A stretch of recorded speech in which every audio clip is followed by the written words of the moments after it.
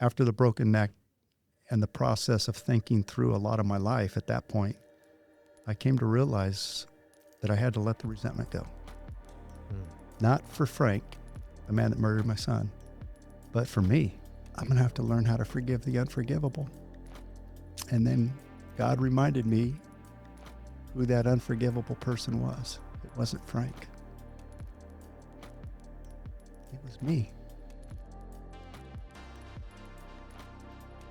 What is up, everybody? This is Joe Adams, and welcome to the Relentless Pursuit podcast. What we do in this podcast is bring guests from all different backgrounds, all different walks of life, to share their journey and everything along the way that led them to where they're at today. Real conversations, raw emotion, and the kind of human connection that can't be faked. We're here to make an impact, and that is what we do. So if that's for you, like, subscribe, all those wonderful things. And if that's not for you, I don't know what your problem is, but it's time to jump on board today. Thank you. But without further ado, for the fourth time, let's just say, or whatever time, I would love to introduce to you one of the best men I've ever known, Mr. Rick Cheatham. Oh, thank you, my friend. Thank you. What an introduction. I do what I can, you know. It's good to have you here, brother. Yeah, it's good to be back on the show. It's been too long. As we were talking about earlier, it's been about 2 years since you were last on. Yeah. If y'all want to know Rick's full story, I'll go ahead and tell you now. Episode 103 and 104, 2 parts to it. Very impactful. We're going to cover a little bit of it briefly here today, just so y'all get, in case you don't want to do the deep dive. And then I recorded with you and your wife. It was episodes 108 and 109. So definitely check those out. Definitely worth listening to. I'm gonna have to promote them or something, get that traction back up. So there you go. You know, people get more acquainted. But yeah, and then it's been a couple of years. I was in the old location, and here you are. And a lot has happened. A lot has happened. 2 moves. 2 moves. Yeah. I mean, after you came on, you basically became my mentor at that point. Something of the sort. Yeah. I was training you there for a while. You were mentoring me, working with me, coaching me, helping me work through some things. Was it helpful? Oh my God, dude. I bring you up all the time to people. And I've sent some people important to me in my life to you that have worked with you, you know? And so, yeah, I mean, you're the guy I send people to get some personal development work done. Get some tunage up in the old survey center. Rick has been majorly impactful in my life. One, if you hear his story, you'll understand what he's overcome and you know, his perspective and how much of a blessing it is to know him and also know your heart and your faith and all those other things along with it. And it to come from somebody you know, in their 60s, the perspective you share is very rare for someone in their 60s, right? Because you've broken away from a lot of conditions that so many people from past generations hold on to till the very end. I see it over and over again. Yeah. And so for you to have the insight and share what you do, I find it extremely valuable because it's like a rare gem in a bunch of stones, right? And it's like, oh my God, that guy's thinks like nobody else on his plane. You get what I'm getting? Does that make sense? Yeah. And so I'm just extremely grateful for that, man. And it's impacted me, and I can trust your experience, you know? I just kind of help people see what they can't see in themselves. Yeah. It's all there. I think I got to a point with therapy, which I think therapy is great. Yeah. But you've gone to places with me that I couldn't get in therapy. You know, we go to different lengths of inner work, right? And you'll hit me with some reality that I haven't been able to get to in just a traditional therapy situation. And so I just was I don't know, I want that intensive work. I want things to be not sugar coated. I want it to be real. And I also know your experience and what you've been through in your life. And so there's that connection there. It's I respect that. I'm facing similar things in my journey too, to a lot of what you've been through. So yeah. And I just trust that.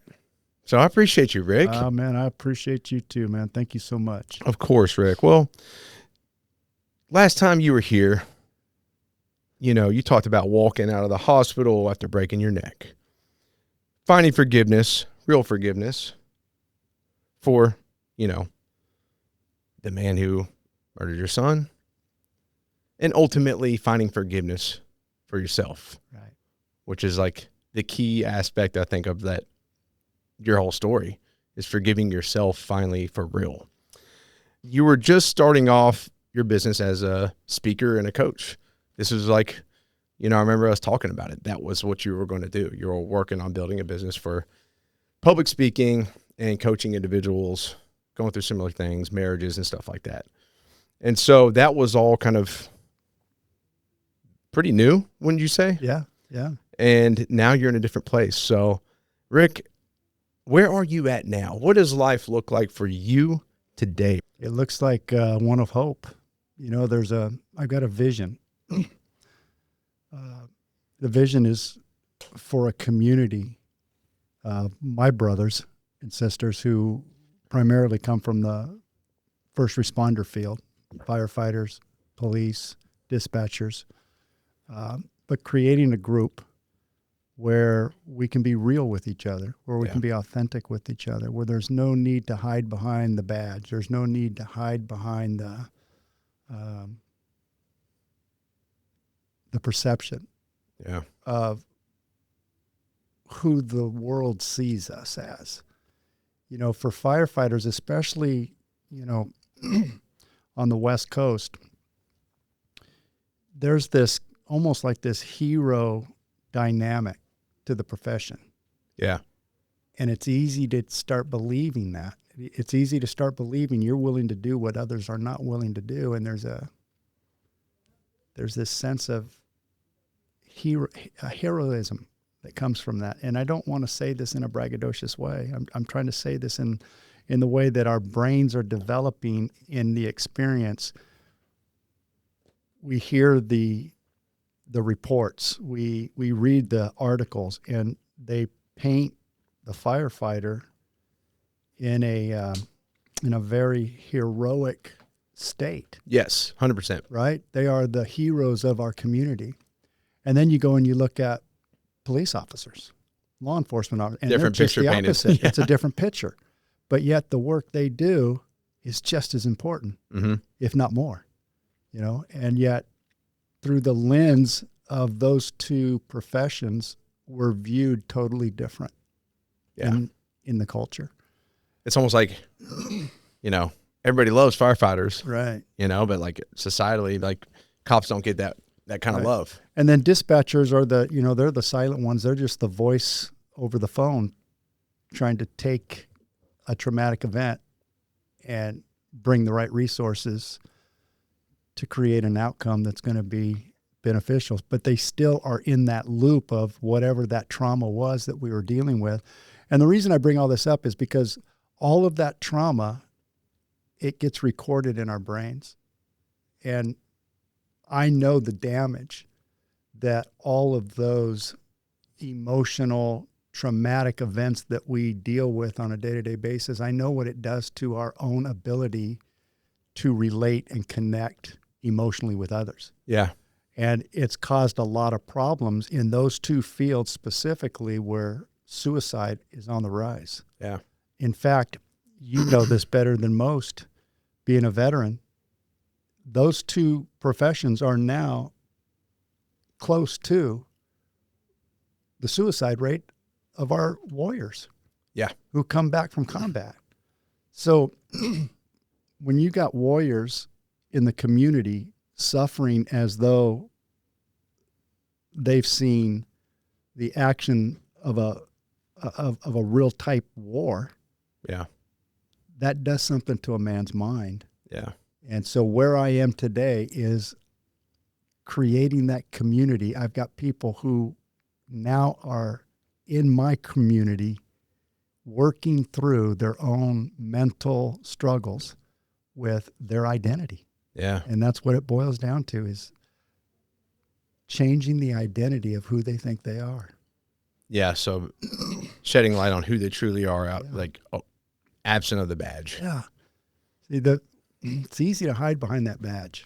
Well, it's like same thing with with veterans, like everything you are is in the uniform, like during your enlistment, a lot of guys, like that's their identity, right? That's why, like, I think, it's talked about quite often on here is one of the biggest,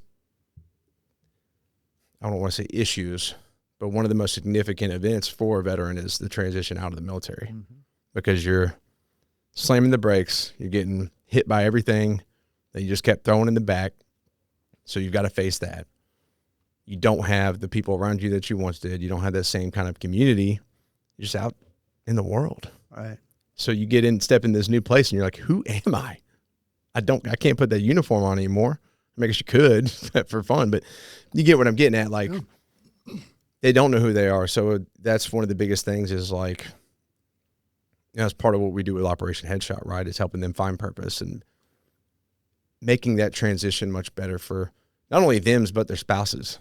That's key, right? I'm pretty sure you probably see that a lot too. Absolutely. Whether they're a firefighter, veteran, or police officer, like their spouse is a key aspect of that. And they're carrying a lot of that weight that, the individual does in their own way, right? Because they got to feel it. Yeah. Important to look out for them as well. When you think about it, our profession tells you to push down your emotion. Yeah. You cannot get emotionally connected with the incident. It's always about the job. I've got to do my job. I know your loved one is in a full arrest. I know your loved one has some injuries that don't look like it's going to sustain life. I know you're suffering your worst traumatic event of your life, possibly, when we roll up on scene. So to do our job, we have to push down the emotion and think with logic, reason, and bring our training into what we do. So we have to become professional at what you do. Yeah. And so to become professional at what we do, we have to suppress emotion. Well, suppressing emotion becomes how we deal with everything. So now we go home, and now we got a family. Now we got our wife. Now we got our children. Our wife's been home with our children 24 hours since we've been away at work. And they're come home, they're emotionally spent. Yeah. They're ready for a change. They're ready for something to happen. And then you come home and you can't contribute emotionally. No. Because you're still in survival mode. You're still in protection mode. You're still trying to, reel in from the calls from the night before. So you don't want to really deal with emotional connection of the heart with your wife at that point. See, our jobs are very good at suppressing everything so that we can survive. Yeah. But that survival mode that we go into when we're working, it's terrible at intimacy. Yeah. Yeah. So your intimacy just gets thrown out the window when you're trained to not show emotion. Yeah. And so here we are. We're finding husbands and wives, married couples are divorcing in the fire service at a higher rate. Same with the police officers. When you start to take away a man's sanctuary, which is his home, and there is now chaos at home, there's trauma at work, it's enough to pull any man over the edge. Yeah. And at that point, when they lose their identity, husband, they lose their career, their profession. Yeah. All that snowball effect makes them feel like they're insignificant, they're worthless, they're hopeless. They've made too many mistakes, perhaps, trying to navigate through it. And so when the home goes and the wife says, I've had enough, or like what my wife told me, she says, I hate you, I hate God, I hate the church, I quit. I was left with a choice. Go inside and find out what it was that was causing you to believe that you were not enough in this marriage, that you were not valuable enough in society to create a paradigm by which you could take your answered prayer, your wife, that was my case anyway, and get her to say, I hate you, God, and the church. It's wild. So that's when the reflection really started for me on that journey. And it's just over years have now landed me here on the other side of 3 major life-altering events. And instead of shrinking in that exposure Yeah. and becoming victimized by the experience. Through the help of my mentors and my coaches, I was able to turn that story into one of triumph, one of victory, Yeah. one of using the adversity as the tool to change how you think. Yeah. And then, and to really shed light on that, you know, for those that haven't heard your story and those that have, maybe it's good to do right by them. And let's take it back a little bit, not all the way, but enough so they understand who we're dealing with as they, you know, listen or view this, right?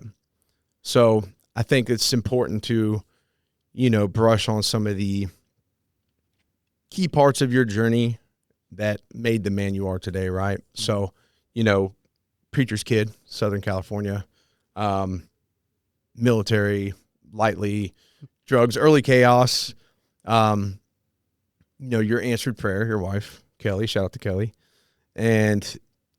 But what happened with that, with your addiction and so on and so forth. Yeah. And then how y'all overcame that, but then also Michael and your neck and Sure. Kind of go full circle there.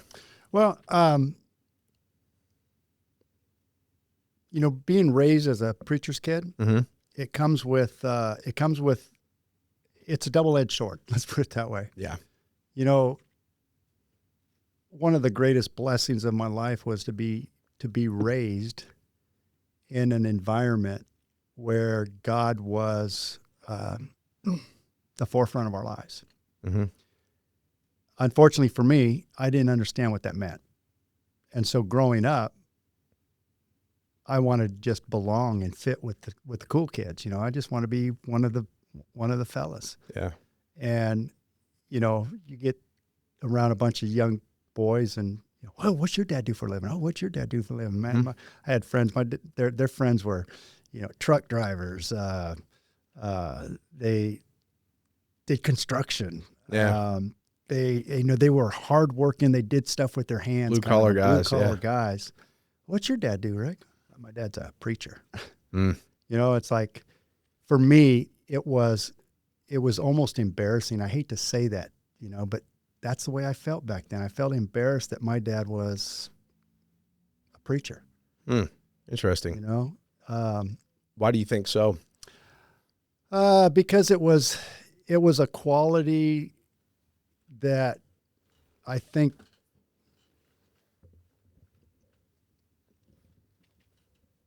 it was a standard that I had to meet when I knew all the kids weren't following that same standard. Yeah. So for me, my religion said I couldn't drink, I couldn't dance, no drinking, no dancing, no cussing, no smoking.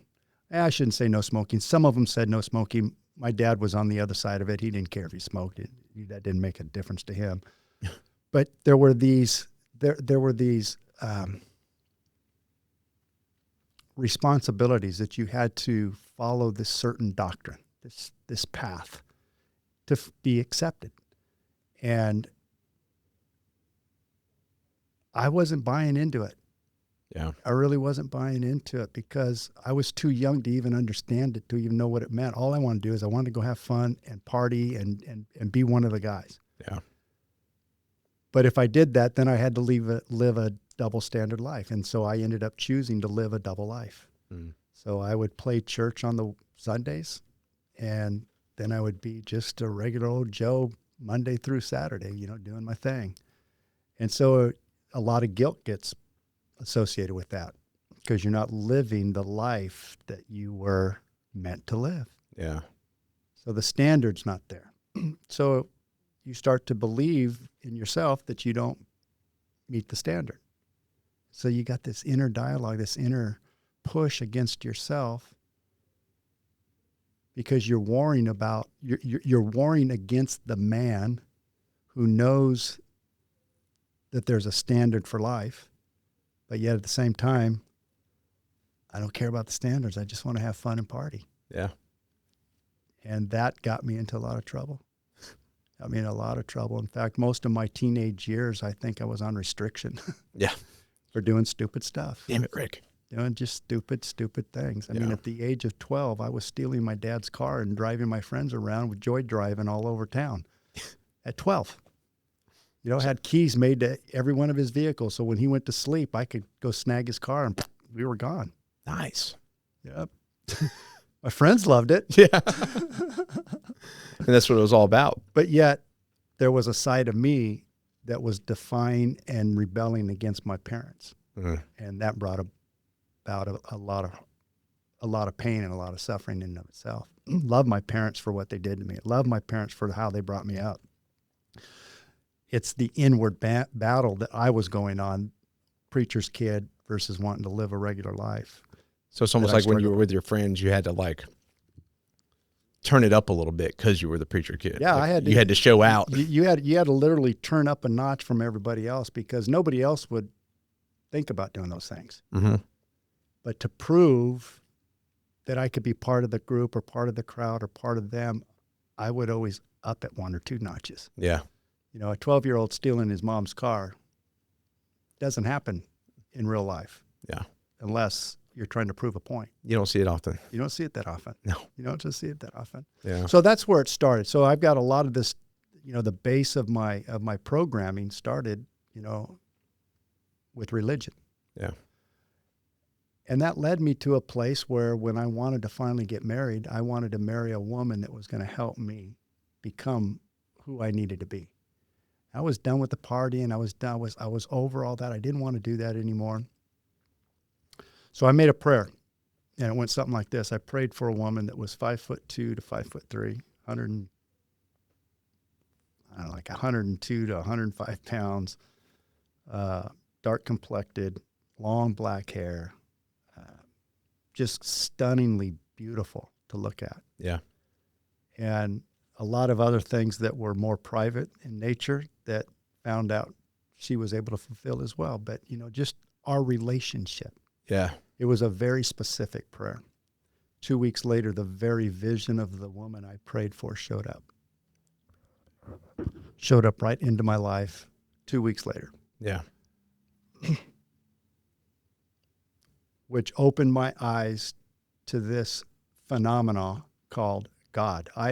God was just, you know, there. He was there. He wasn't a real force in my life. He wasn't a real, I mean, I knew he existed. I knew he was there. I just never really developed that real hardcore relationship with him. Yeah. Of understanding what's my role and what's your role. I grew up that God was an enforcer, man. If you didn't do the right thing, he was going to punish you. If you got into trouble and you got punished, if you didn't learn your lesson over and over, your heart would get hardened and eventually you would end up living your eternity in a devil's hell. Because it was, you know, we're going to dive into more of this, but for you, it was like, you know, you're saved, you're good, right? You go through the motions. I don't even know if I felt like I was saved, man. I didn't know what I felt. I know that I didn't experience God at a level of relationship until I prayed that prayer. So you almost like took God for granted. Yeah, it was just like a business. It was like, it's like a job. It was easy for you to like, I like to use the term lie to God because you went through the motions on Sunday, but then the rest of the week you were somebody else, right? Like right. God's not paying attention to all that. Like even though you know you can see it all, right? Or he's a part of all of it. I say this only because, like, you know, when I went through pill addiction and stuff, I remember being, you know, having foxhole prayers where I would be down on the ground, just paralyzed, couldn't hear anything, drooling, like on a bunch of, let's say I snorted like 8 Xanaxes, right? And I'm just like, felt like I was going to die. And just like, God, don't let me die. I will never do this again. And next thing you know, I'm in that same position, right? And I thought about this not long ago. It's just like, man, I kept lying to God. It was so easy for me to do that. Yeah. But it goes to what you said is like, I hadn't experienced God or connected with God in the way I have now. So it was easy to just go through the motions and, you know, pray for forgiveness and end up right back on a bunch of pills, hoping I don't die. Yeah. Yeah. Yeah. I experienced similar journeys with my own drug addiction that I was dealing with.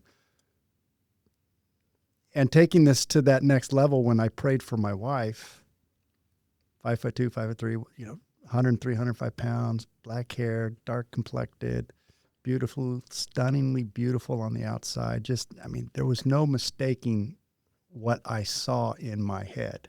Yeah. But then I felt real guilty that was more of a physical, carnal-minded type of prayer. That I thought, well, you know what? The most important thing I want from this woman, this wife, is that she will help me become the man of God that you want me to be. Yeah. Amen.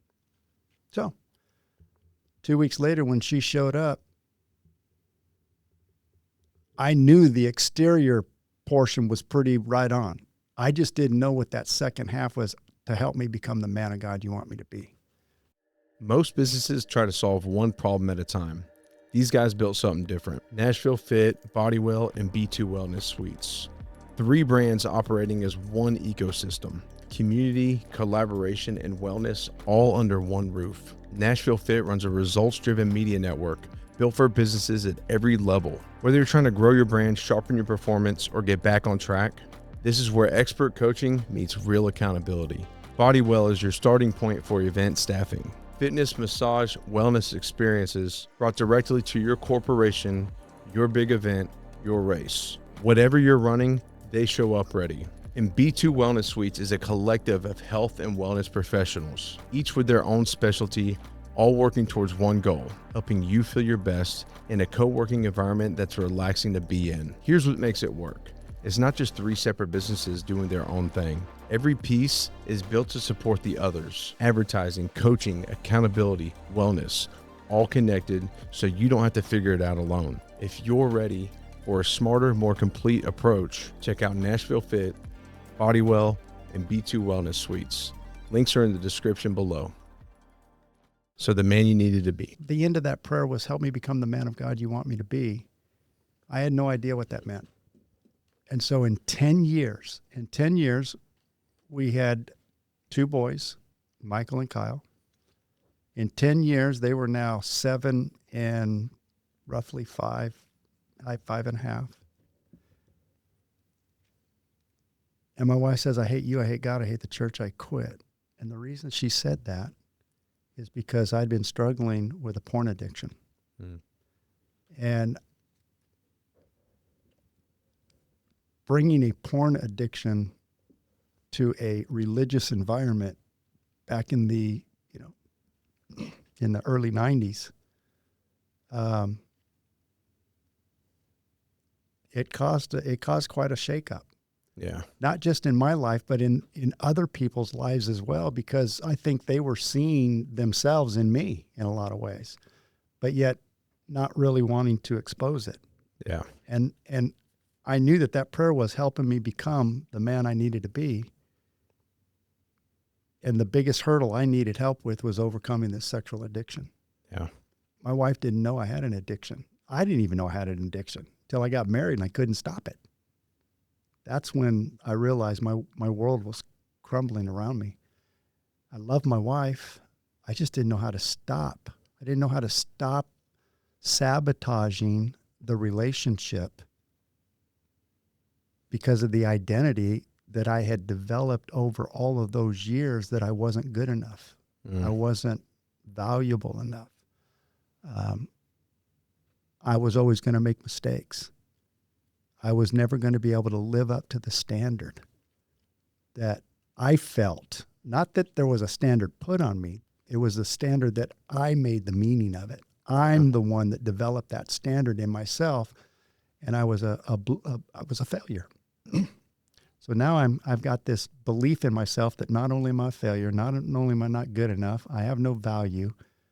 Well, now I'm married, trying to change all that, only to be identified by my wife as someone who was needing some help. And when she said, I hate you, God, and the church, that was my help.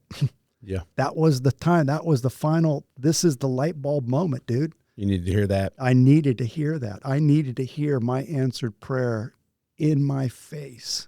I hate you. I hate God. I hate the church. I quit. I needed to hear that plea for help. And it woke me up. And because it woke me up, I ended up finding my own mentor, a coach that helped me and my wife walk through rebuilding trust after betrayal. Mm. And it was through that process that I learned the tools, a lot of which are the foundation for everything that I teach today. But in the process of that journey and my wife coming to the place where she could forgive me, we had our third child, Victoria. And she represented to us the victory that we could have in our marriage. And coming back from the depths of betrayal. And this wasn't just betrayal with, women in general. This was a betrayal with hookers and prostitutes and strippers. And I mean, this was me taking advantage of some people who were already so broken and so much in pain and hurting. And here I am using them to satisfy my emptiness. So now we've got these two people satisfying their emptiness through sex. Had no meaning to it, but I didn't know how to stop the pain and the suffering and the guilt and the shame that comes as a result of that suffering. I didn't know how to stop that pain except to go and continue doing it so I could have that little bit of relief of, okay, whew, I finally felt something that was good. Yeah. So by the time my wife got a hold of me and I ended up going into this journey with my mentor, Victoria my wife was pregnant with her, so she was probably, 4 or 5 months pregnant when I was able to finally, at my mentor's suggestion, I was able to tell Kelly everything that I'd done. Yeah.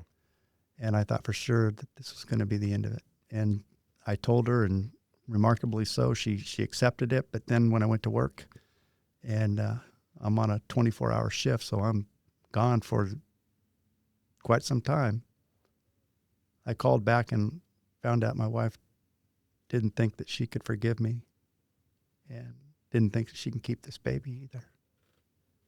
And so now I'm miles away thinking, I should have never told her. Mm. I should have never told her what I'd been doing. And so I got upset with my mentor, and I called him up and I explained to him, how frustrated I was with him and his advice. And he said these words to me that have stuck with me for the rest of my life. He said, if you think God has taken you on this journey, everything you've been through, only to drop you off at the doorstep of an abortion clinic, you don't know my God. Mm. And I just went, oh, yeah, I don't know your God. Because the God I know wants to punish me. The God I know wants to send me to hell for eternity for the stuff I've done.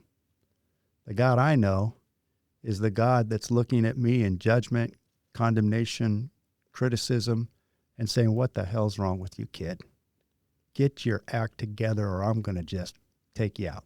Yeah. That was the God I was serving. And what my mentor, Kevin, started to share with me was a God that I'd never known. This God that is there for you no matter what. This God who is taking you on a journey. And in that journey, you're becoming the being that you were created to be. So now you fast forward through all that. We had a great rest of our marriage. I mean, everything got worked out. We were in roles of helping other couples walk through their own pornography issues, their own addiction issues. Yeah. And we were being used, and we felt like God was really using us in our story to help a lot of men and women process betrayal. And Kelly processed it through forgiving me. She forgave me for what I had done. I was unforgivable, man. And she forgave me. And that taught me a lesson about the journey that we're on And the journey that we're on is sometimes mired in bad experiences if we let that become our meaning. And my addiction could have been a bad experience, enough to completely dissolve our marriage. But Kelly decided to forgive me and start to work on a new marriage. And walk with you through it. And walk with me through the fire. So we walked through the fire together. And then several years later, my son, we got that knock on the door at 4 a.m, said, your son was killed last night. And it started me down a whole new journey in life of trying to find meaning in a murdered son. Because here you are, already have faced some things, and it's had to take quite some time to rebuild your marriage and that start building that relationship with God. And then this happens. Mm-hmm. And it happens in a way that it's easy to say, well, it's easy to start to believe that when bad stuff happens to you, you're being punished. Mm. There's something, especially in the religious world. Yeah. If bad things are happening to you, you're probably being punished. And, a lot of people you'll hear from the pulpit, sometimes you'll hear preachers and pastors all talk about this blessed life. Oh, I'm so blessed by God. Good things have happened. Oh, I'm so blessed by God. And I'm looking at my life going, well, I just buried my fucking son. So tell me how I'm blessed by God. After what I've been through and after what Kelly and I have overcome, why the murder of my son? What's the purpose of that? Yeah. And when you start to make meaning of things like that and you have this religious foundation, the only option to believe is that you're being punished. Yeah. You're being disciplined. You're being, you're trying, God's trying to wake you up, if you will. And it was very hard for me to process Mike's death. I knew straight up that I needed to learn how to forgive a guy that did it. And I said the words and I believed I was forgiving him. But then when you see what murder does to a family, the siblings, the relationship with the husband and wife, the family dynamics, even the relationships that you have built in friendships, even those take on a different meaning. Everything changes when you lose a child. Everything changes. And it becomes so fragile. Life becomes fragile. Life becomes, shoot, man, I lost one son. What if I lose another? Mm. Can I even deal with the pain of losing another child? And if my prayer started to help become the man of God you want me to be, why do I have to suffer through this? Yeah. What's this got to do with it? This isn't fair. Life's not fair. This kid was 23 years old, had a whole life ahead of him. And yet somebody decided to murder him. And it's in those decisions when things happen outside of your control that your mind starts to process and make meaning of it. And the only meaning I could make at the time was, I've been robbed. I've been robbed of my familial legacy. I have a branch on my family tree that will never produce fruit. I'll never see grandchildren from Michael. I'll never know what kind of husband he could have been. I'll never know what his wife would have been like, his children were like, the career path that he would have taken. I don't know any of those things. Yeah. Because at 23, he was just starting. Yeah. And so there's a sense that life is not fair when something that traumatic happens to you. And then you start to think about this. A lot of stuff happens that's not fair in life.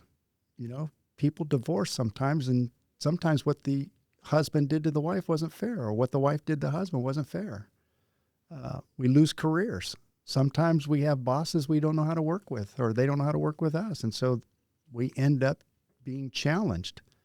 And sometimes people with authority over us decide we don't want you anymore, and so they let you go. We deal with financial problems all the time, bankruptcies, trying to deal with the bills and making the mistakes. And so there's all these challenges and all these adversities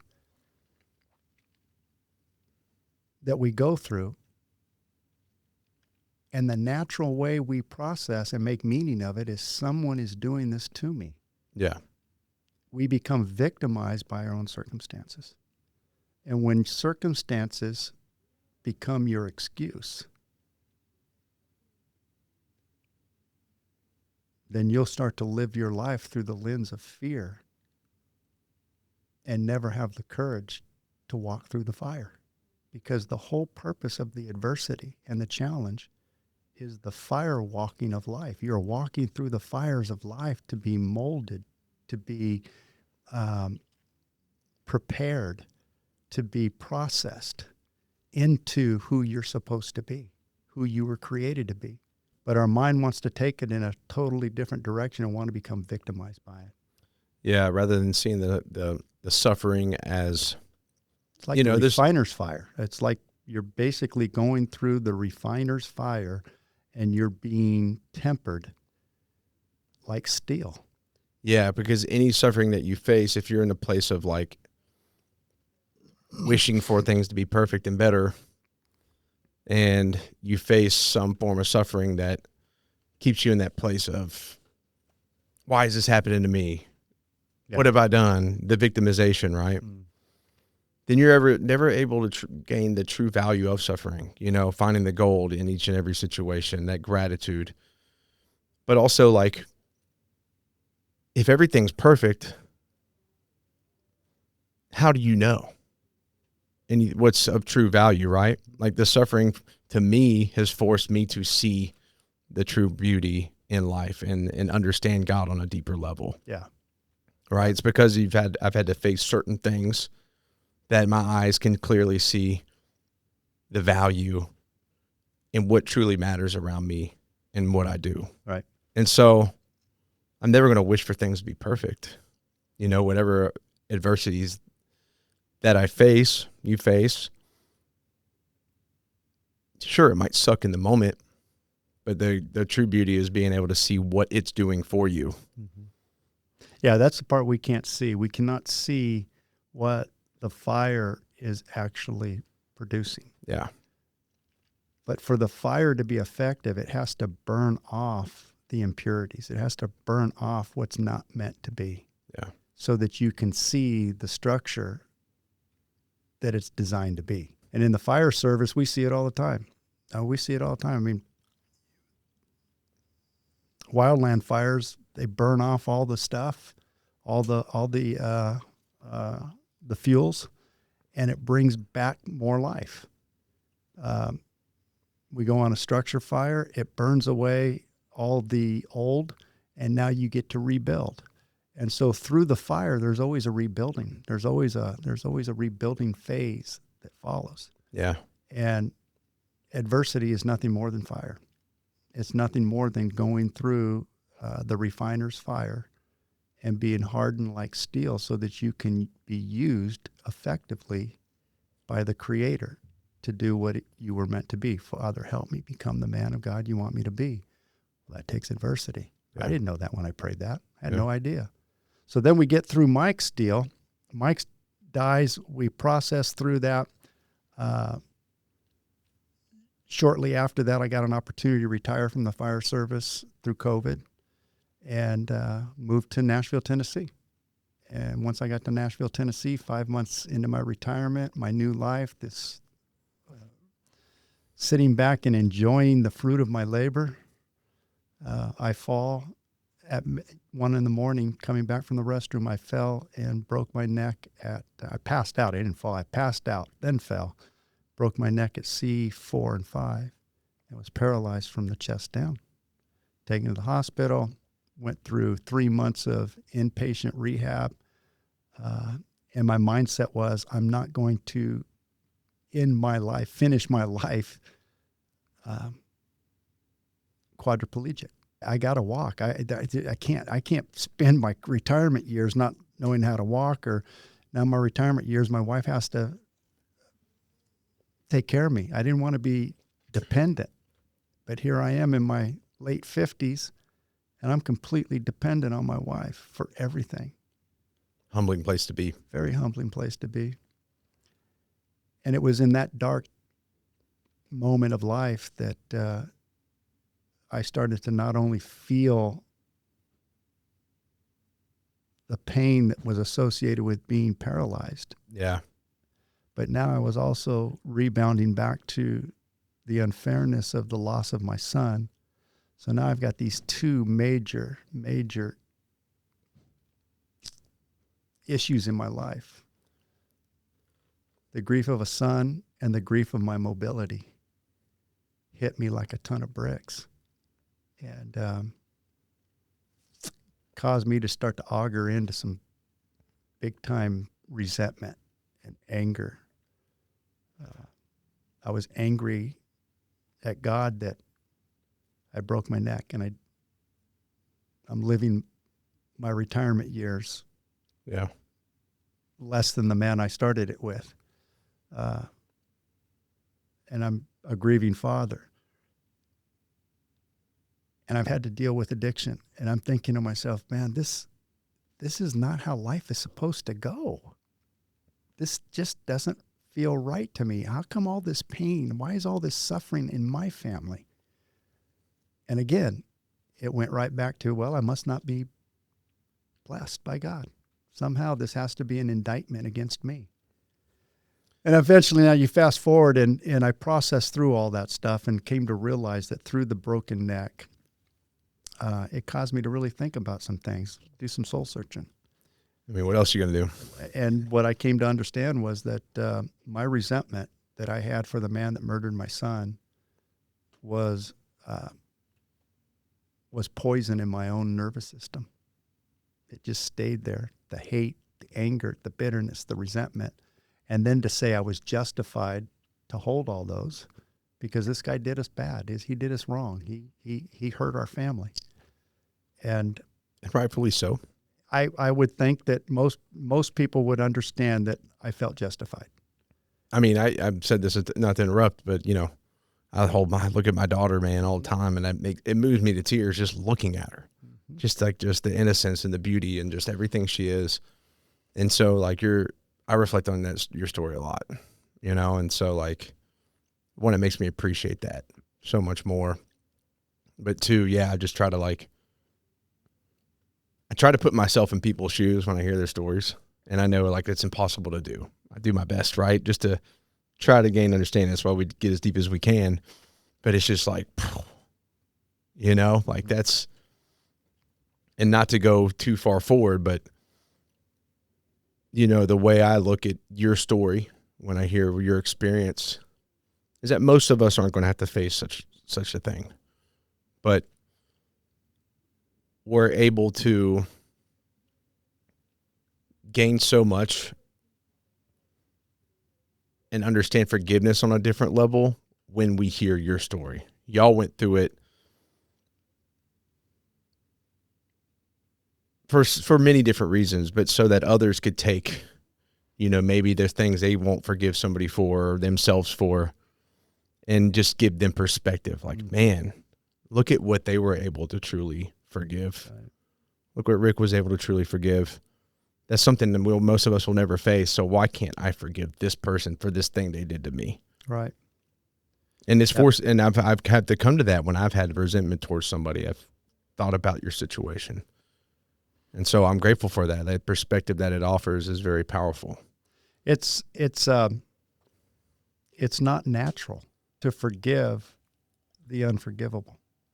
It's just not natural. When people do you wrong, the natural thing is you guard, you hold back, you set boundaries. And not saying that boundaries aren't good, but you do. You set boundaries, and you hold on to what it was that they did to you. Yeah. And you ruminate on it, and you focus in on it, And, that's just focused energy. And when your focused energy is on a problem, there's no way for that energy to see past the problem because it's only focused on the problem. It's only focused, in my case, it was focused not just on the problem, but on my understanding for why that problem even existed because of me, because I was a terrible person. Yeah. I was being punished by God.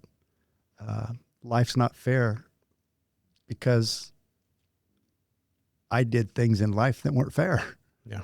So, you process through that. And what I came to understand was that resentment that I held justifiably, the justified resentment is nothing more than poison that runs through your veins that you have total control over removing. Yeah. You can remove this resentment, but that resentment is the foundation to your entire life. If you resent somebody justifiably, then you will have an undertone flow of anger, hate, bitterness. Maybe some guilt. Or for me, the guilt was about what I had done to my wife, not what this guy did to me. yeah. But yeah, I mean, there's a lot of guilt that we have in our own lives and our own actions that we've done. A lot of shame. That was me around sexual addiction. Yet with that, I didn't feel justified for that. I felt like, okay, I got to change that. But when the man takes away your son, you feel justified to hate that guy for the rest of his life. But it's that hate and that bitterness, that resentment, that's what kills you inside. Yeah. But I felt like that's what was holding on to my son. I was fighting his battle. I'm going to hate the man that killed you for the rest of my life. And that was my way of staying connected with Michael. And it just destroyed me from the inside out. And after the broken neck and the process of thinking through a lot of my life at that point, I came to realize that I had to let the resentment go. Not for Frank, the man that murdered my son, but for me, because it was killing me from the inside out. The only way I knew how to let that go is to forgive him. And I took the words that I heard years of growing up in the church. When Jesus was at that cross, he said, "Father, forgive them, for they know not what they do." And what they had done to him was unforgivable. They lied about him. They betrayed him. They called for a thief in his place to be released while murdering him. They used the Roman government to nail him to a cross. And then to ridicule and make fun of him and put a thorn of crowns around his head and a purple linen robe over his open wounds after he'd been whipped with a 3-stranded leathered whip with bone fragments in it, so that when the Romans hit you with their whip, it literally opened your flesh. So now all that flesh is open, it's bleeding, and they throw a robe of linen on him and it coagulates, and then they rip it off and they put him. What he went through was absolutely horrific. And he looked at the very people that did it to him and said, "Father, forgive them, for they know not what they do." That was hard for me to come to grips with. If I'm going to follow the way of Christ, I'm going to have to learn how to forgive the unforgivable. And then God reminded me who that unforgivable person was. It wasn't Frank. It was me. Yep. I was the unforgivable one. And that's the key. And that's the key. When you start to recognize that you are no different than your worst enemy in the way that you process emotion, you may not do the same things they do, but your emotional makeup, your emotional baggage that you bring to the table, we're all the same. And my wife, forgave me for my unforgivable acts of betrayal. And now here I am all these years later being asked to forgive the unforgivable.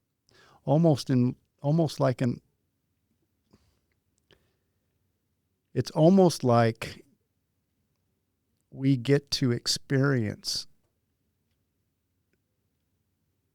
the betrayal that we cause another will then be a betrayal acted upon us. So we'll get to kind of feel it. I never understood just how devastating what my actions did to my wife's spirit. And now having this man take my son, now I get to experience that heartache, that pain, that suffering at a level that I would never have been able to experience had it not been for Mike's death. You said the poison ran through your vein for 10 years, your veins, right? Mm-hmm. What would you say that poison looked like day to day?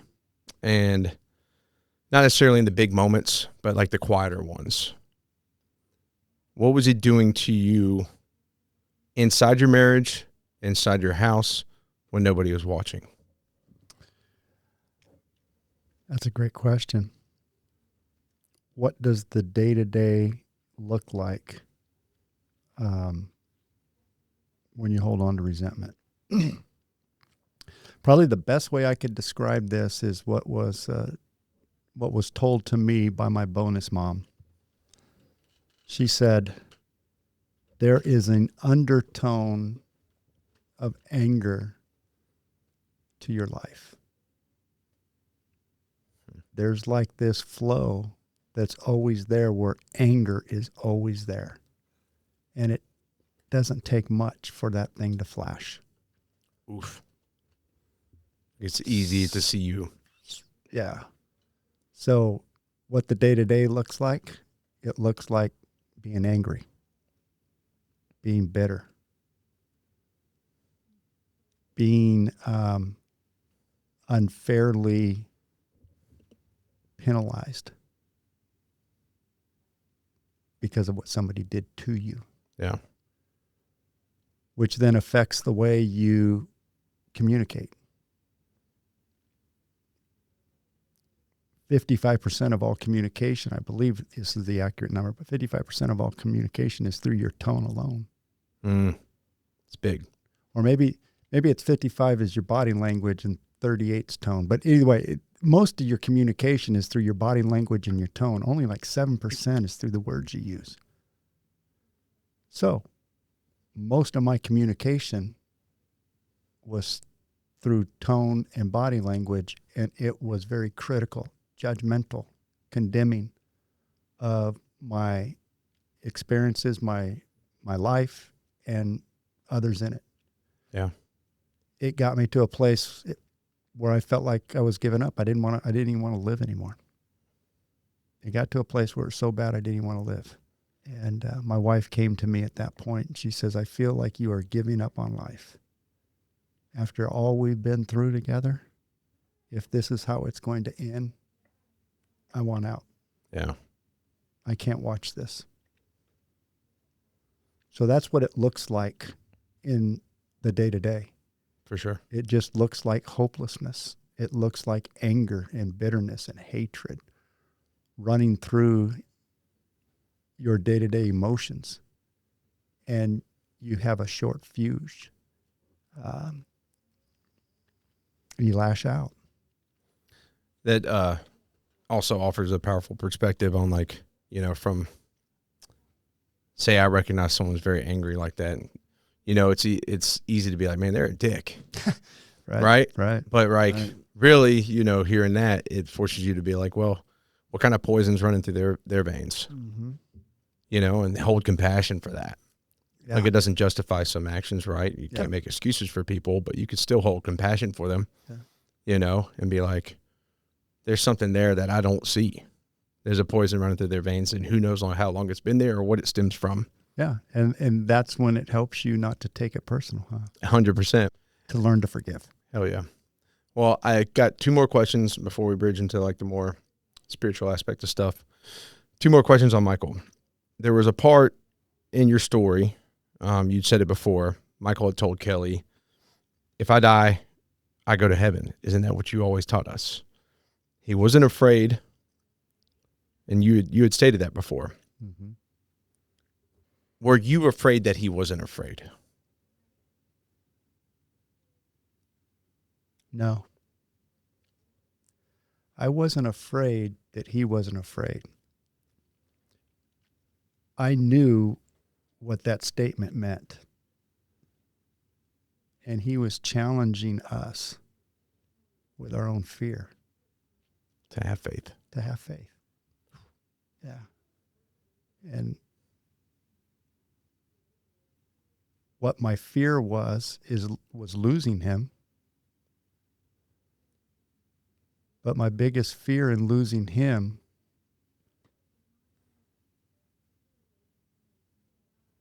was in how I was going to live the rest of my life without him. How do you live? How does a father live the rest of his life without his son? Yeah. That he brought into the world.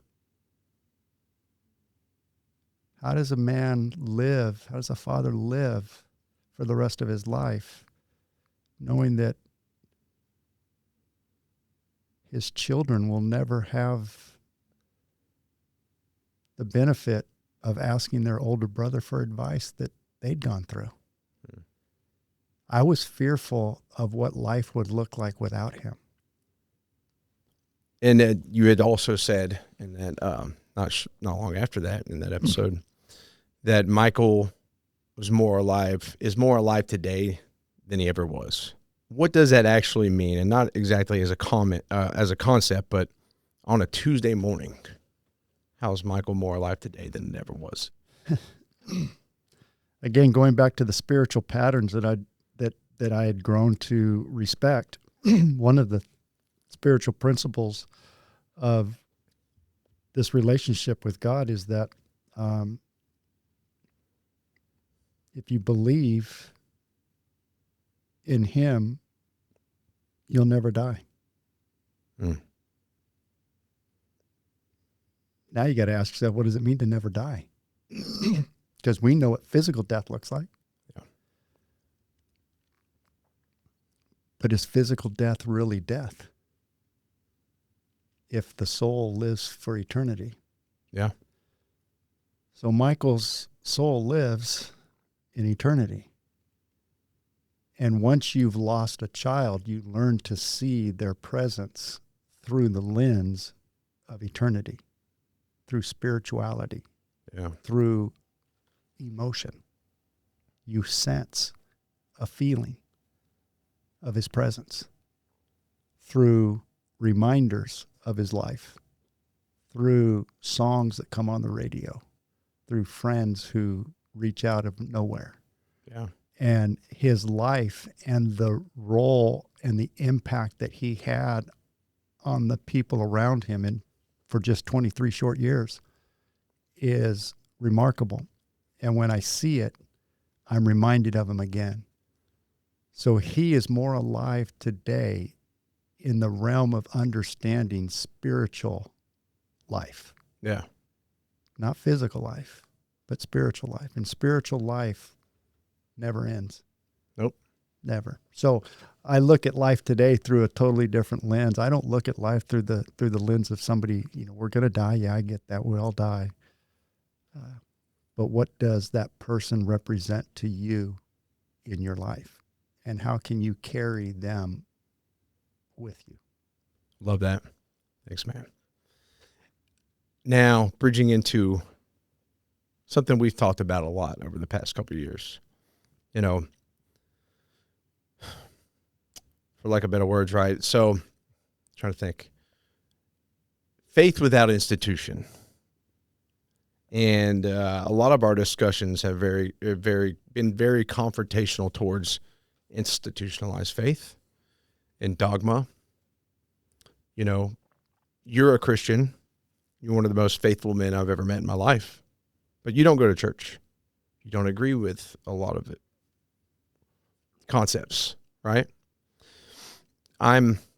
I don't agree with the commercialization of spirituality. There we go. And that's what religion has done. It has commercialized spirituality. Yes. And then you have me, and I'm a pagan, right? And for me, what connects me is blood memory, right? It's something that's so old and something that connects me to God and helps me understand God more than ever before, and I've talked to you about my understanding of Christ, walking the walk, living a life of action.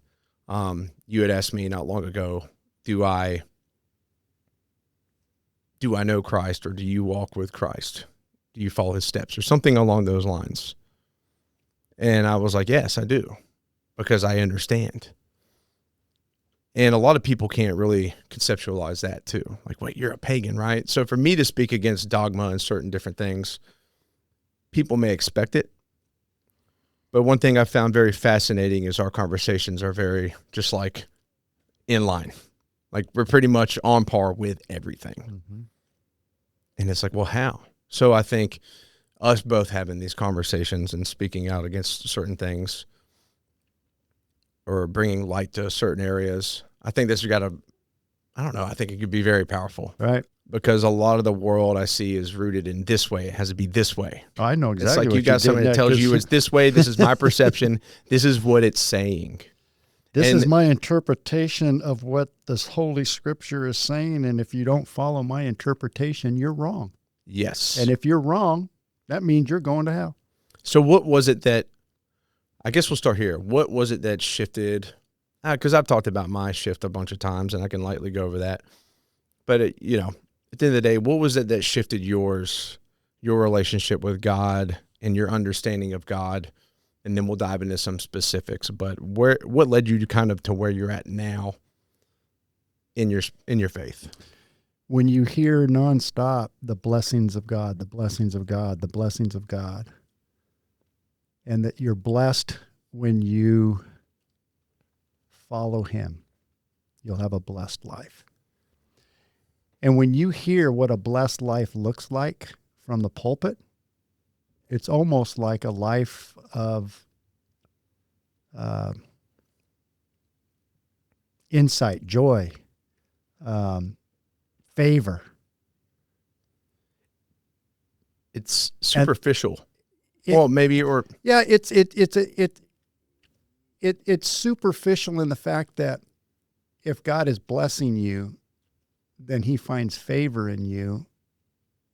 And when he finds favor in you, you have a good life. But when you have an addiction, especially a sexual addiction that you don't know how to control, you lose a son to a murder, and you break your neck 5 months after retirement, it doesn't seem like a very blessed life. Yeah. And so when you hear that blessings represents this good life, how do I now marry those two concepts? A blessed life and some terrible tragedies and adversities that have challenged you in life. Yeah. And what changed my perspective is I started to see early on with my addiction what exactly God was trying to root out in me. Yeah. And this is this false sense of who I thought I was. I thought I didn't deserve him. I thought I wasn't worthy. I felt like I was a hypocrite. I felt like if people really knew what was going on in my head, they wouldn't want anything to do with me, especially religious people. If they knew the fight that I was having up here on my own sobriety, what I felt about the man that took out my son, and then finally, what I had to feel about God for breaking my neck is what I felt like.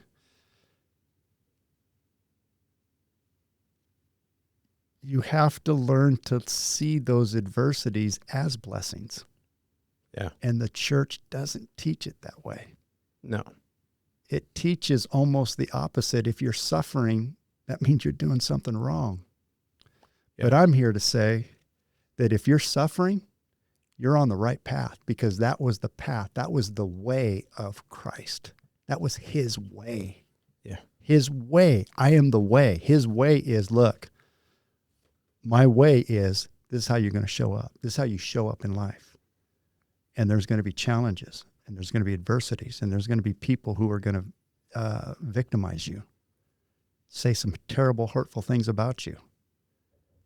And in that process, how are you going to interpret what's going on? How are you going to make meaning of the very circumstances that your life is presenting you with? Yeah. What meaning will you make of it?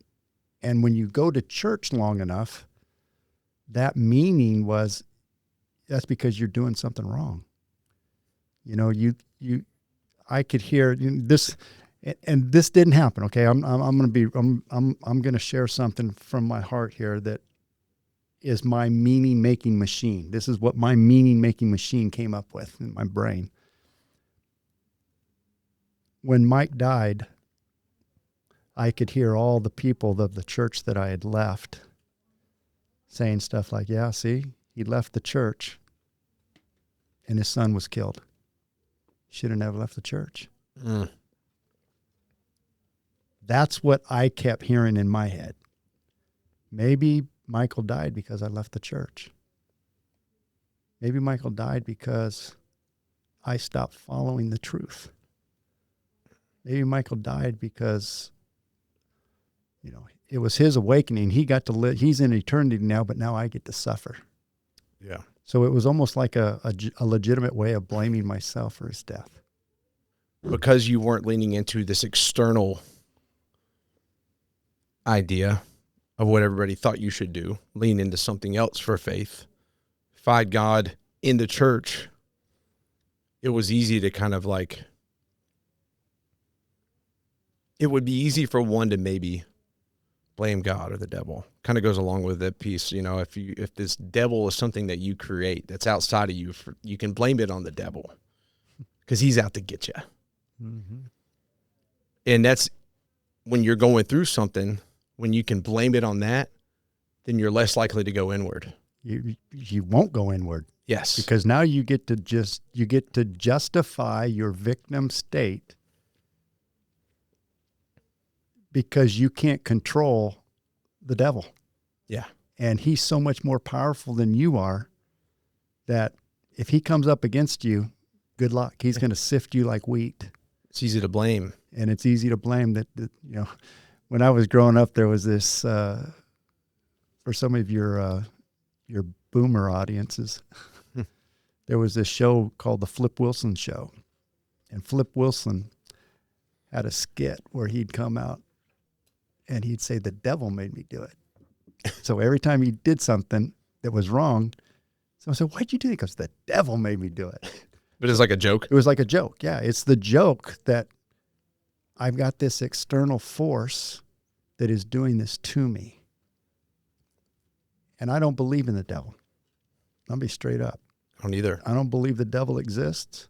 I don't believe hell exists. I believe those are all figments of a controllable, commercialized religious entity in the 3rd or 4th century who got a hold of the Holy Scriptures and decided to canonize what they would put into the Bible. Yeah. And in that canonization process, there was a lot of books that weren't added. Mm-hmm. Because it gave more of a spiritual insight into who this way, truth, and life really was all about. Yeah. It wasn't just a religious paradigm where you had gatekeepers that would determine whether you were or were not worthy of salvation. Yeah. Through whatever leadership organization you belong to. So I don't believe in a devil's hell. In fact, I believe the book of Revelation talks specifically about the devil and the false prophets being cast into the lake of fire for eternity. I have a different look at the book of Revelation than most Christians do. I don't look at the book of Revelation as a book that is in the future. Yeah. I look at the book of Revelation as a recorded event of the past. And I believe everything in Revelation has taken place. I can agree with you. And I believe now that we are on the other side of the sacrifice of Christ, the kingdom of heaven dwells in me, in you. I am. That's a powerful, powerful affirmation statement. We talked about this a long time ago, that I am the way, the truth, and the life. It goes back to the external thing. People are like, well, it says that clearly. So the only way is through Jesus, Christianity. through worshiping, through Christianity to get to heaven. Mm-hmm. And you framed it in a way it was said, no, I am. Like God is within you. If I've dove into it and I'm like, I 100% align with every bit of that. If the kingdom of heaven dwells within us,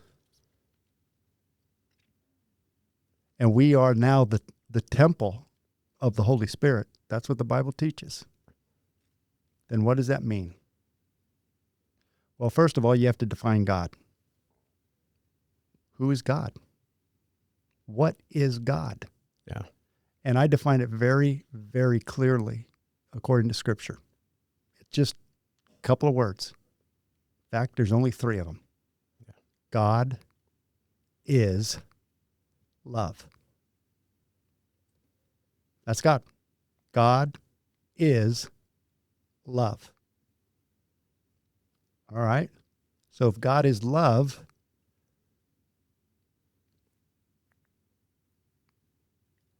what's the opposite of that? Hate? But we're taught to be so fearful of God. I think that's the opposite, fear. I think that's exactly right. So there's 2 ways that we can look through the path of life. One way is through fear. It's what conforms us to how we think, how we act, and how we show up in life. It's the most addictive drug there is. Exactly right. And personally, I see a lot of religious type influencers always pop up on my stuff with this fear at the forefront. This is coming. This is happening. Y'all better buckle up. Better get ready. Yeah. Get ready. They're so fired up. They've got guess what? They've got thousands and thousands of likes and comments, and people in there are just as fearful. And it drives me insane. It really does. It just because I don't fear the same things y'all do. I used to fear those things. I don't fear them anymore. Yeah. I have no fear around eternity anymore. I have no fear around judgment anymore. I have no fear around what life is anymore. In understanding that God is love, and that's the way that he sees through, his lens is through love. God came to the earth, gave his only begotten Son. Whoever believes in him, not perish, have everlasting life. That's John 3:16. But there's another side of John 3:16 that no one ever talks about, and that's what happens in John 17 through 21. Mm-hmm. And that's what this Jesus comes into this world, and what that represents. He's light, and he comes in and he reveals light in your darkness. But those that don't want to change the darkness, when they get exposed by the light, they run to the caves. They run back to the darkness because the exposure of the light's too painful. Yeah. That's what the rest of John 3:16 says. It tells you what Jesus' role is, what the light's role is, what God's role is in this world he loves. Yeah. It is to show us the darkness in our own heart so that we can become light for other people. But when you get revealed the darkness that's in your own heart, when God shines that light in your life, it becomes very painful to accept. Yeah. And so the ego will run back to the darkness because it fears the exposure of the light. So that's one way to see life, through the lens of love, Mm-hmm. because that's God's way. Yeah. The other way is through the lens of the world, which is conformity to the world. Conforming to the world is fear. So it's very natural for us to fear the unknown, to fear what we don't know, to fear what we don't understand, to fear being outside of the box. Yeah. So there's this fear lens that we look through life, and there's this love lens that we can look through life.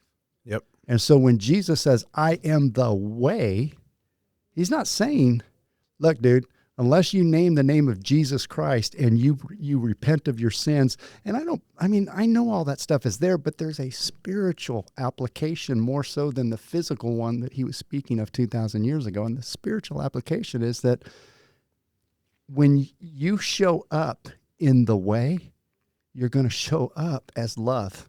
Yes. And guess what you do every day?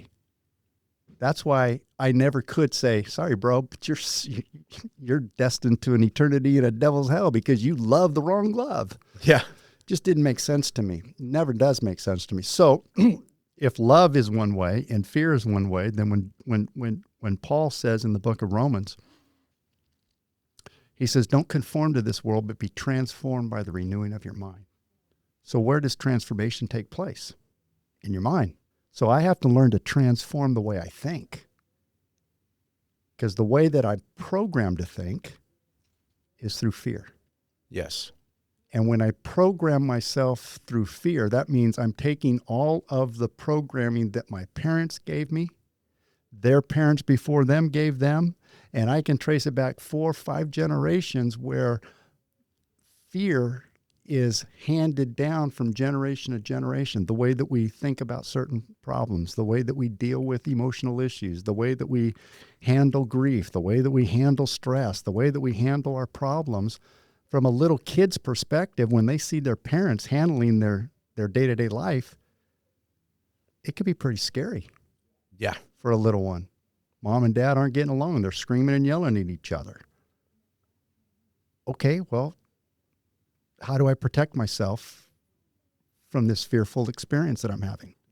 And so as children, we learn how to deal with fearful situations by going into our normal body composite of our own biology, and we go into fight or flight. And then the chemicals in our brain start to release, and pretty soon we're in a state of survival.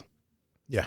And it's in that state of survival that is so normal for the human being, because that's how we were programmed to live. Yes. In fear. A fear of rejection, the fear of not being accepted, the fear of a devil's hell if you don't get it right. You know, that was one of the biggest things for me, was just like, I was in a very tough place at one point, you know, with my spiritual path, right? Mm-hmm. The fear of hell was the biggest thing that held me back. Yeah. And I got to a place finally where I was like, I don't even believe in hell. And I truly believe, like, going back to what you were talking about with Revelations and it being written as something that had already happened, I can agree with that, is that we have the power to create heaven on earth. You know, like, I can sit there and say, I can sit at my, you know, at this new house with my wife and daughter, right? And sure, there's things in life, there's pressures here and there. There's, you know, I want to grow. I'm content, but I want to achieve more. I mean, I don't want to be stagnant. But at the same time, I could sit there with them with all the outside pressures going on. I could sit there in a place and be like, this is what heaven's like. I'm in heaven right now. Mm-hmm. Finding contentment with where you're at and gratitude. And it's almost like you're already there. You create a life of heaven or hell by the emotional frequencies that you demonstrate on the day-to-day. Yeah. And everything's energy. Our thoughts are energy. The emotions energy. And there was this map of consciousness that David Hawkins put out that gave a frequency vibration to every emotion. From the lowest, which I think was somewhere around 25 or 50 hertz, to the highest, which was like 700-800, maybe even 1,000 hertz, which was authenticity, complete vulnerability, complete openness, love, joy, peace, all of the fruit of the spirit, if you will. Yeah. And those emotions vibrate at such a high level that when you're in that state, there's almost a euphoric feeling behind it. Yeah. There's this sense of purpose. There's this sense of belonging that you can't get when you're vibrating lower than that. And some of the lower vibrational frequencies would be like guilt, shame, anger, Yeah. resentment, pride. Those are all frequency vibrations that create a living hell on earth for you. But the threshold through the transformation from that living hell, anybody you know, have they gone through a divorce? Have they gone through the loss of a child? Have they gone through a traumatic injury like a broken neck? Have they had to deal with addictions and the ramifications of what those addictions meant to a relationship? What that did to your family, what that did to your home, what that did to your spouse, what that did to you? All those experiences felt like hell on earth. I know it did for me. Going through the death of my son and a broken neck felt like I was living in hell. But there's a threshold that transitions one from hell into this heaven on earth. And it vibrates at 200 hertz, and that's called courage. And once a man has the courage to go within and transform the self, that's when you start to vibrate at frequencies of emotions like joy, peace, kindness, mercy, gentleness. You start to see that you can bring something to the world that is light in their darkness. That's something that's not taught, though. It's not taught, because if you teach it that way, then you can't control people. Yeah. And religion is about control. 100%. That's why I've divorced myself from organized religion.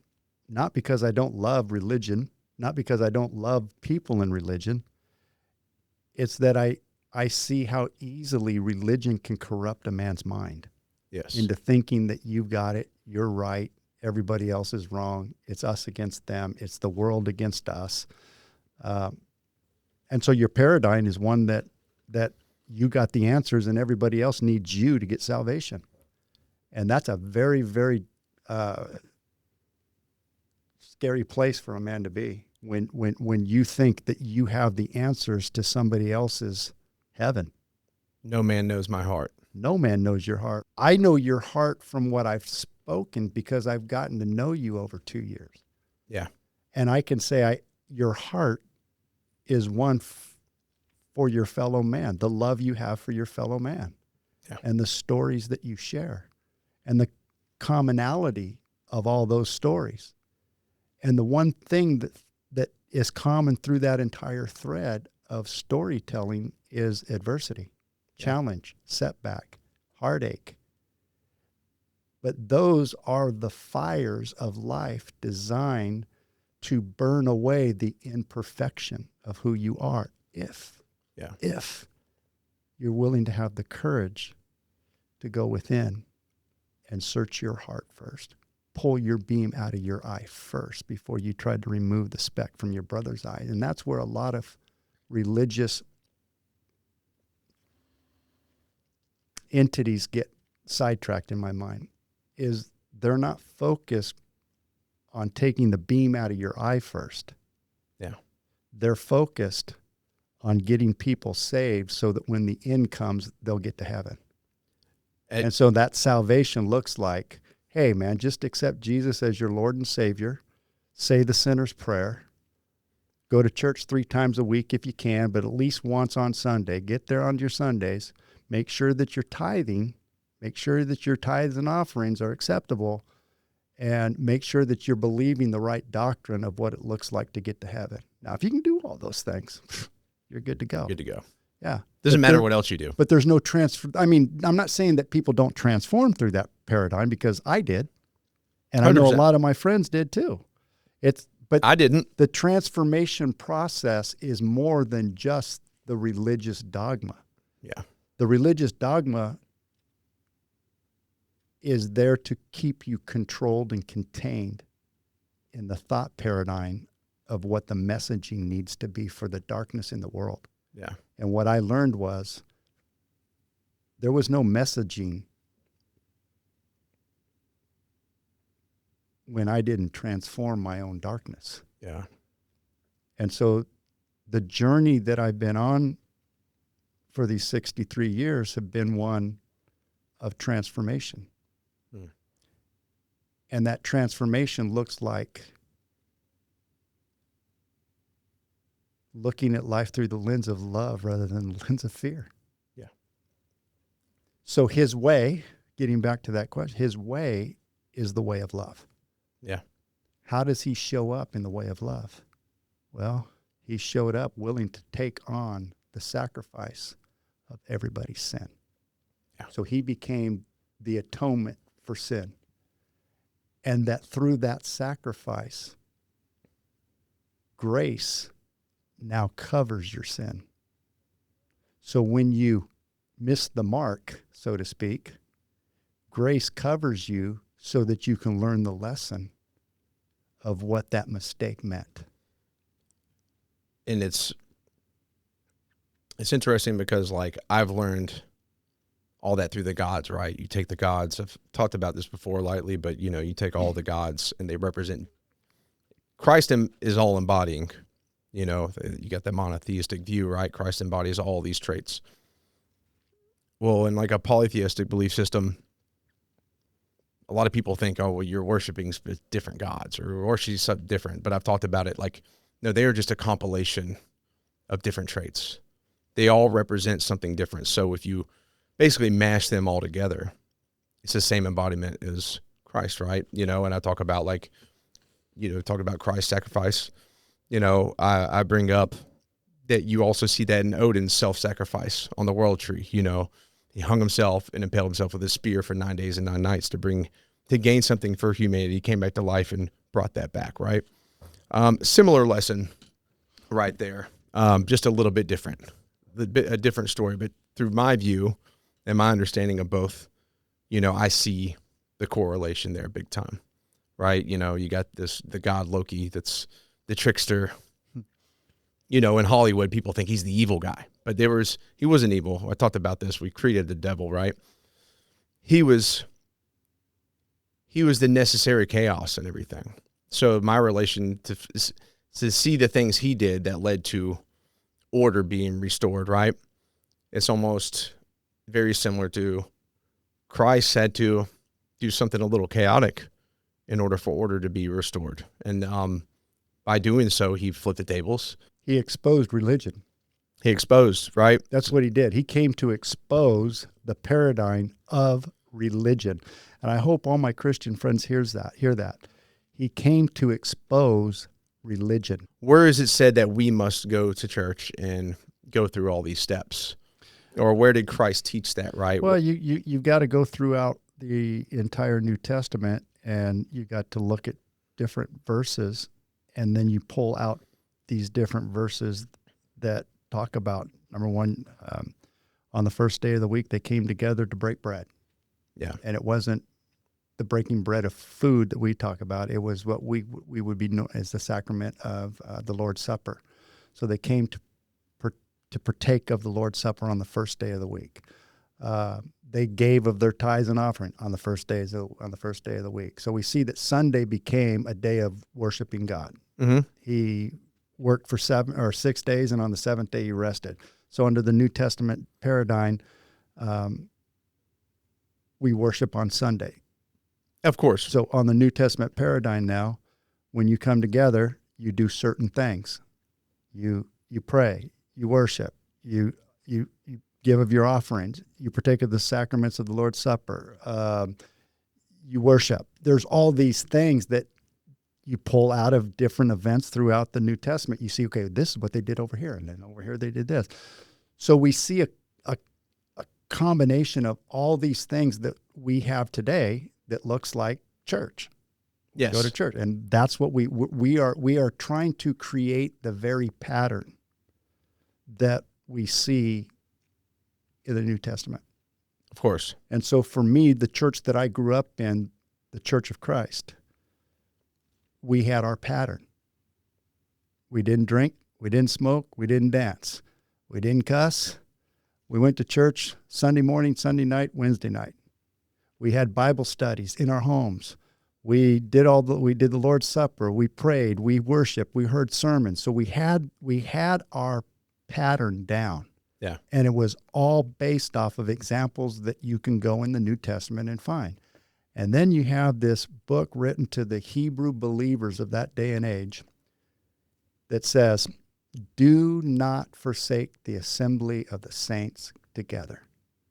So if you miss church, now you're in violations of Hebrews. I think it's 9 or 10. You're in violations of forsaking the assembly of the saints. Uh-oh. Now, if you're doing that, that means you're no longer a saint. And now you're subject to the judgment of eternity when you die. So everything's predicated, and as much as we'd love to say, we're all about heaven, we're all about, God's love. No, the driving force behind religion is a devil's hell. Yes. And that devil's hell is fear, and fear controls. So when I hear somebody use the Bible as an instrument of fear, I automatically go, the kingdom of heaven dwells within me. There's nothing to fear. Yeah. In fact, the principle that I follow is perfect love casts out fear. That's a spiritual principle. That's in the Bible. So where did hell come from? How did they take hell and create this paradigm to be able to be used as a manipulation control tactic for the folks trying to get it together, for the folks who were going through life like me? They're struggling. They have addictions. They've had some tragedies and traumas that they've been given in life. How do you navigate past this idea that you're never going to measure up because you see that you keep making the same mistakes? Yeah. And the deep dive that I did way back when, and I apologize to your audience because I don't know. I mean, it's been a long time since I've studied some of this stuff. But from hell's perspective, hell was never a place that you went to after death. In fact, the word that is used in the Bible is called Gehenna. Yep. And Gehenna was translated as hell by the theologians that canonized the scripture. Gehenna was actually a place just outside of Jerusalem. Yep. And it was where they burned their trash. It was their dump. It was how they kept from suffering some of the diseases of their time. Was they had to put the things that were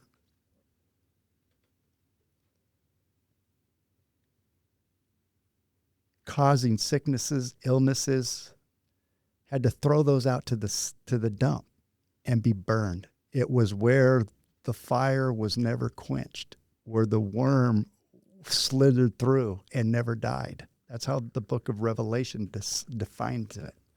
I thought it was big, like scary monsters with horns that were all jacked and.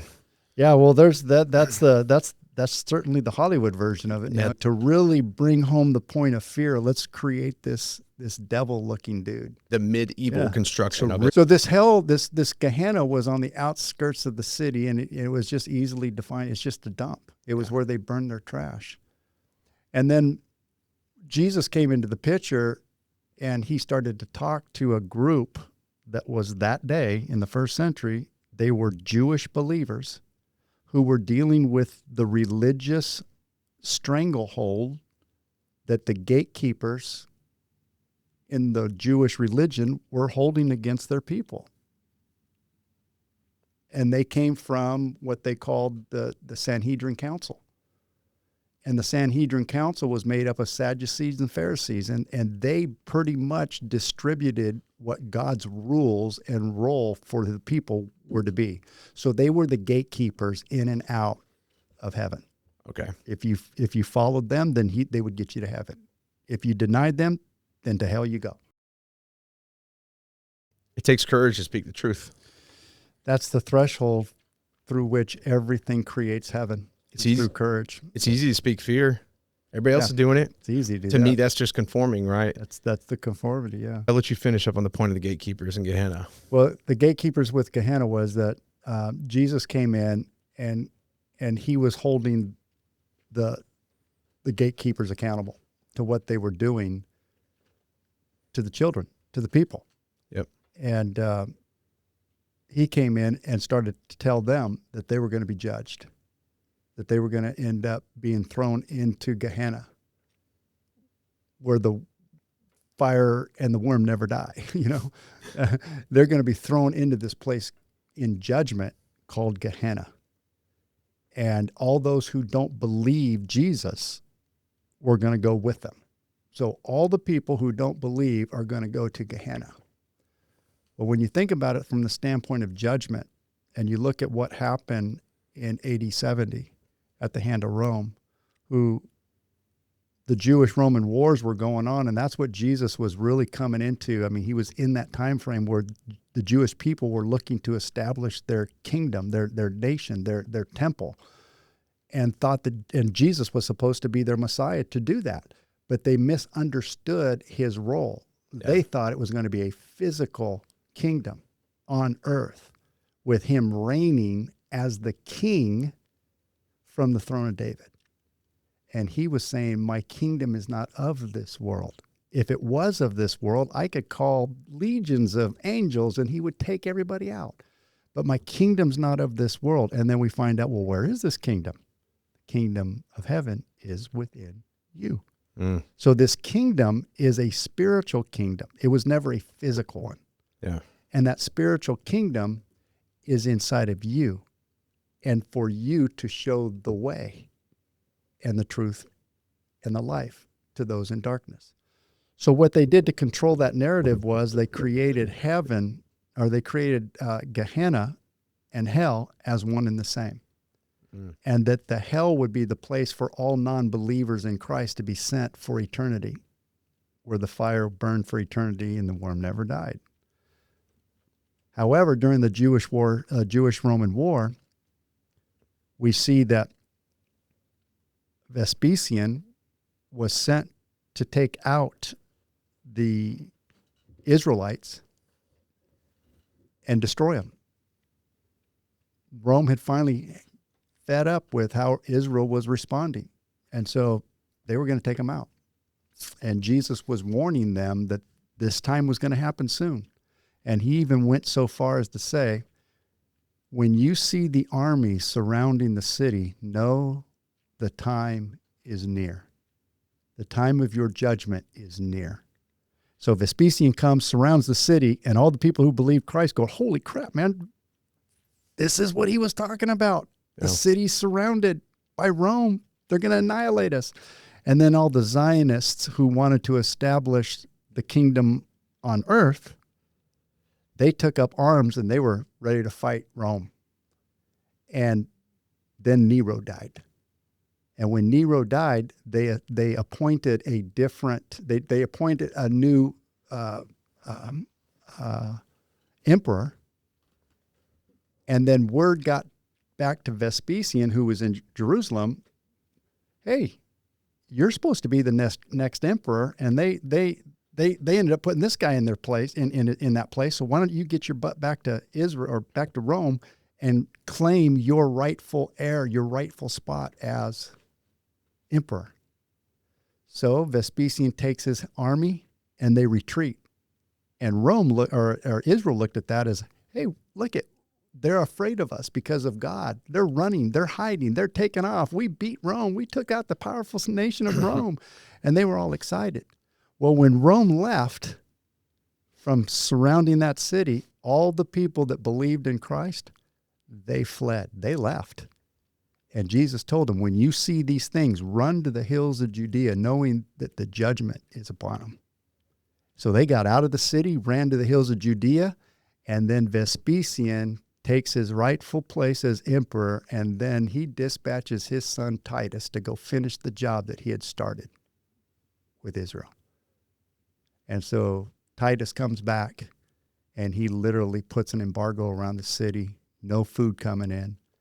It was one of the most horrific events that anybody could ever imagine. In fact, Josephus, who was a Jewish historian, he wrote the events of what was going on during that Jewish-Roman war.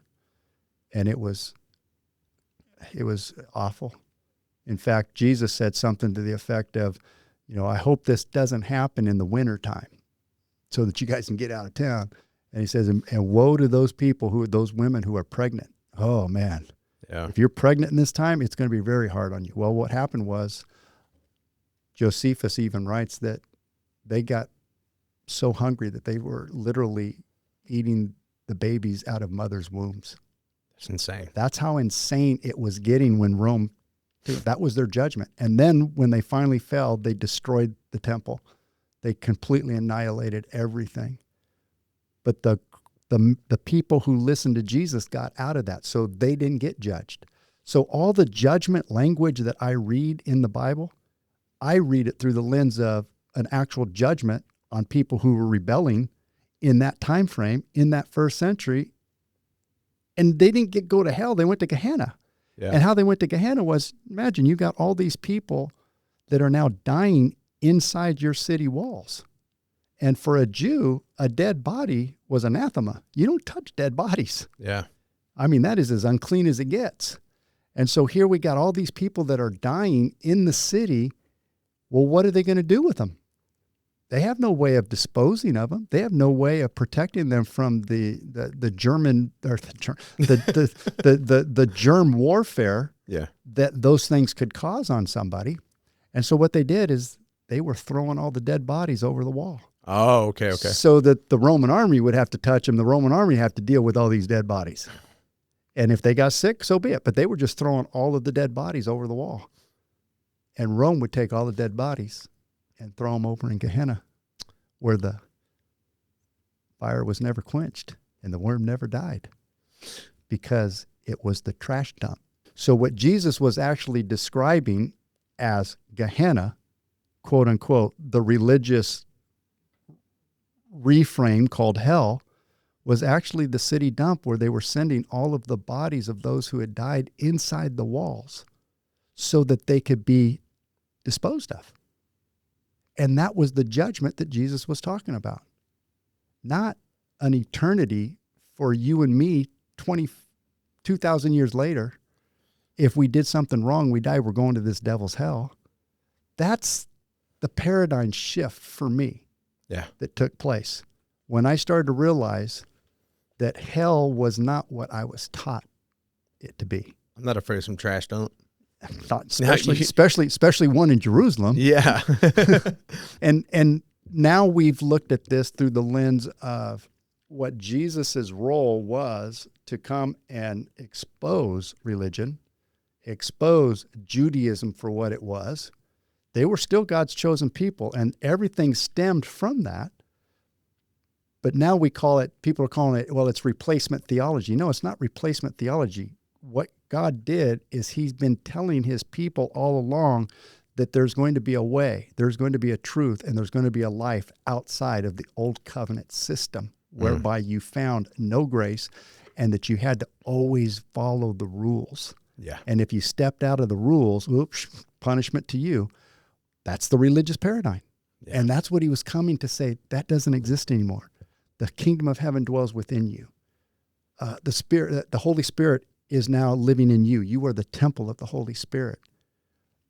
Transformed by renewing your mind, not by going to church. Renew your mind. Yeah. And all those principles start to take more of an inward application more than an outward application. And for me, that was the transition where I started to see things differently, because then I started looking at, okay, well, then what is God? He's love. And if I look at God through the lens of love, then I have to look at God through the lens of the fruit of the Spirit. The fruit of the Spirit is love, joy, peace, kindness, goodness, gentleness, mercy, all those things. There's 9 of them. Yeah. And so now when I look at this fruit of the Spirit, I'm looking at what the tree is producing. And Jesus says a good tree cannot produce bad fruit.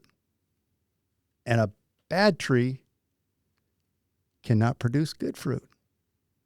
So the fruit of the Spirit is love, joy, peace, kindness, patience, mercy. All these things are on the list of the fruit. So I became a fruit inspector. And I inspected your fruit. And your fruit was of a good tree. And so when I see a good tree, I can align with that. I don't have to let the Bible tell me you're not a good tree. Doesn't matter what the label says on It the tree. doesn't, no. It's what the fruit. I want to see the fruit. Yeah. Okay, so you're not producing the fruit of going to church. You're not producing the fruit of calling yourself a Christian. You're not producing the fruit that would send people through the umbrella of Christianity to get to heaven. But you're showing people the fruit of your love, of your joy, of your peace, of your patience, yes, of your kindness, of your gentleness. See, all of those things, faithfulness, all that stuff is all fruit of one's inner state of being.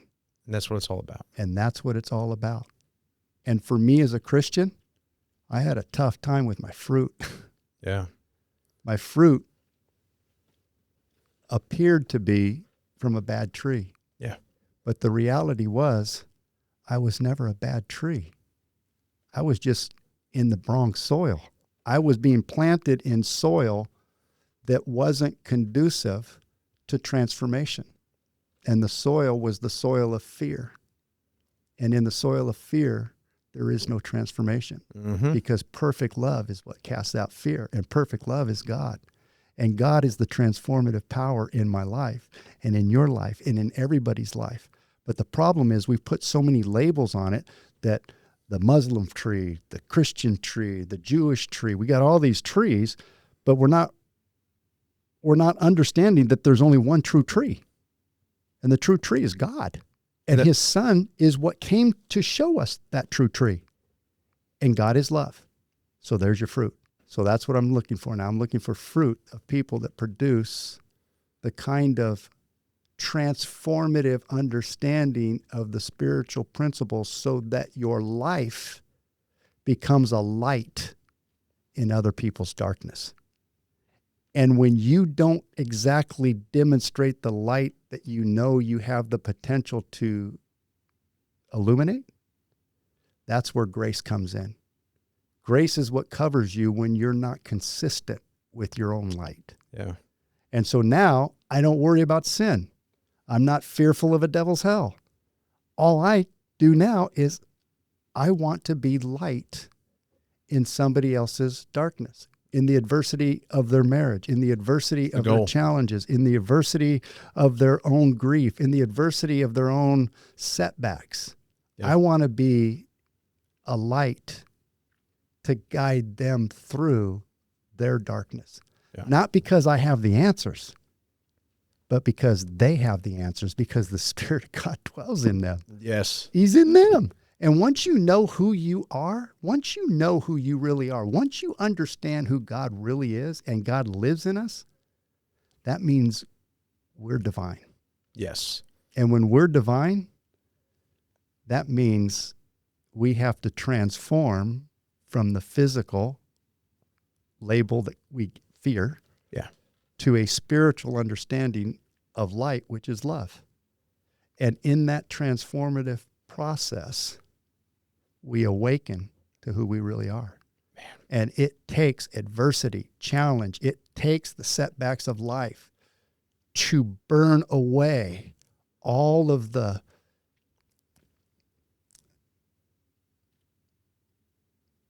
stubble and the hay, is how the Bible describes it, of what's not supposed to be there. So it burns away your fear. It burns away all of your worry. It burns away all of your ruminating on the past, and it allows you now to have a future based off of your faith that is seen through the lens of love. And that dynamic alone is what completely transformed my life and was able to take me from a sex addict, a grieving dad, and a paraplegic after a broken neck, and completely hone it down to just that one fundamental principle. Beautiful. I am divine. The Spirit of God lives within me. The kingdom of heaven dwells within. So now I just need to align myself with who I really am instead of the fear that said I'm unworthy, I'm worthless, I have no value, I'm not enough. All the things that condemn us. In fact, the Bible says that Satan is the accuser.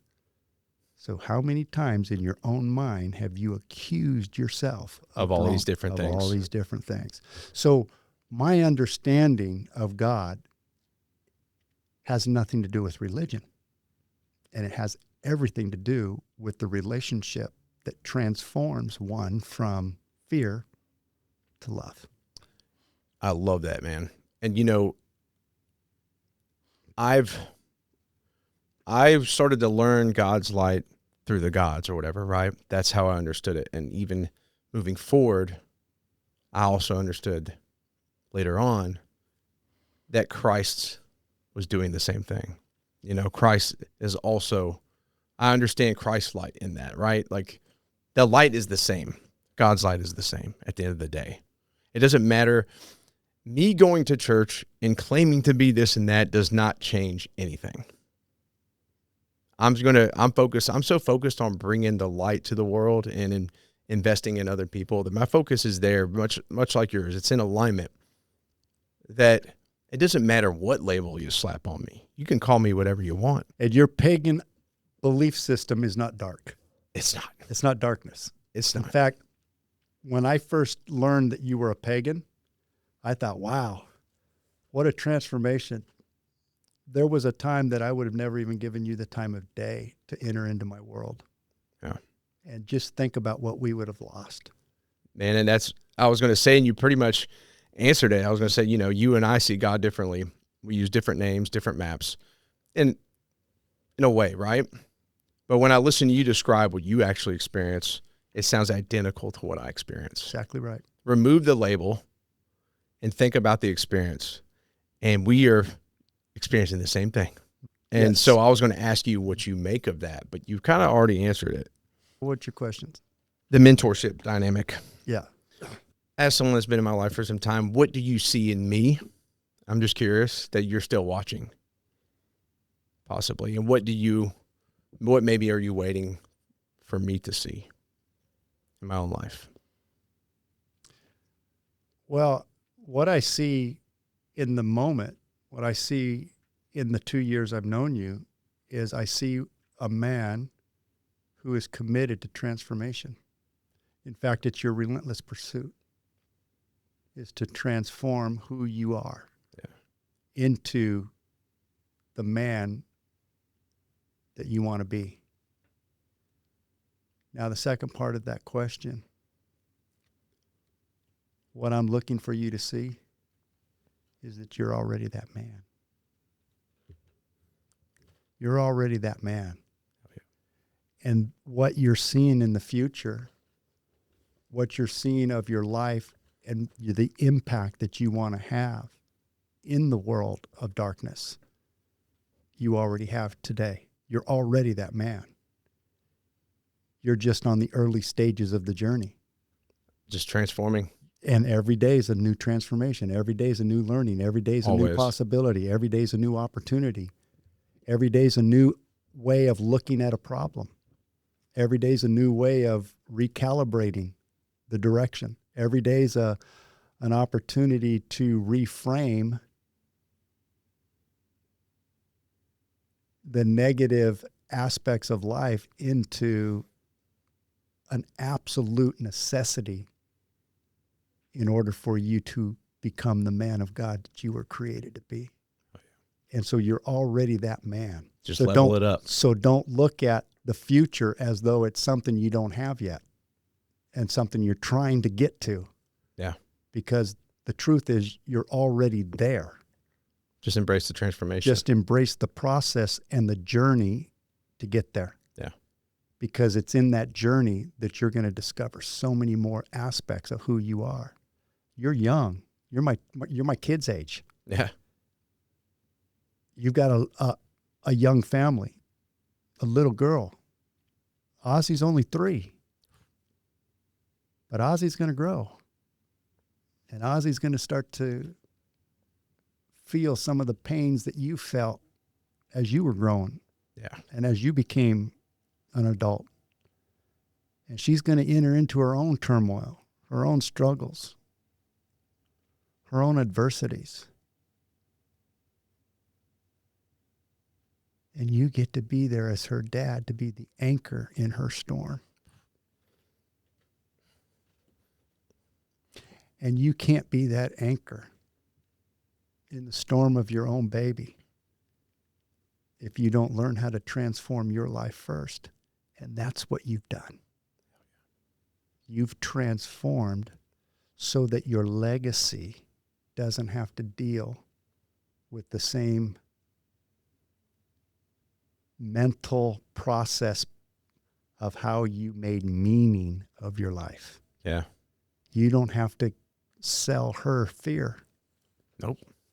The world will do a good enough job of that. Yep. You get to sell, you get to show, you get to be a light of what the transformative power looks like when you go from fear to love. Oh, yeah. And when she sees that, man, there's not anything she's not going to be able to trust you with, because she knows that you're about the way, the truth, and the life. Rick, I don't even know what to say, but thank you for that. Yeah.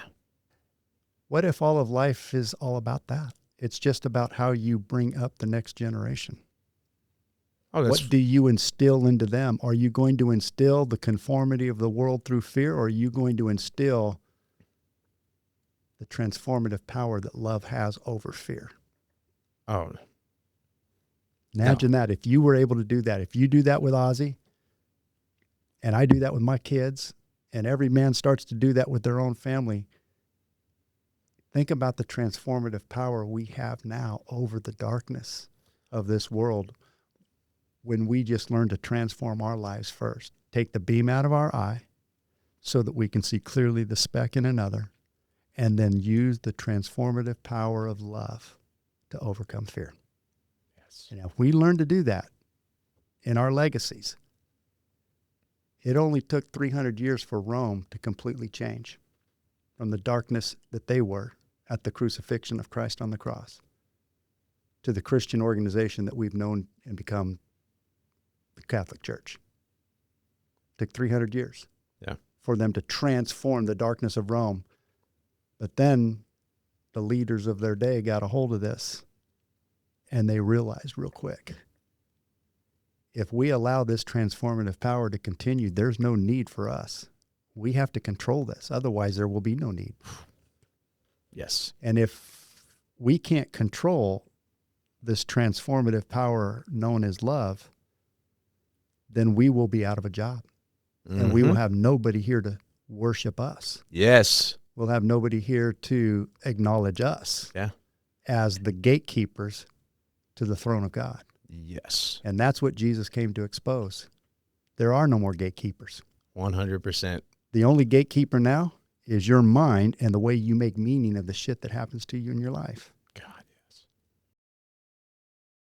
I think we're at a good bridge point until to the next segment like this, where we'll really deep dive into a lot of these concepts.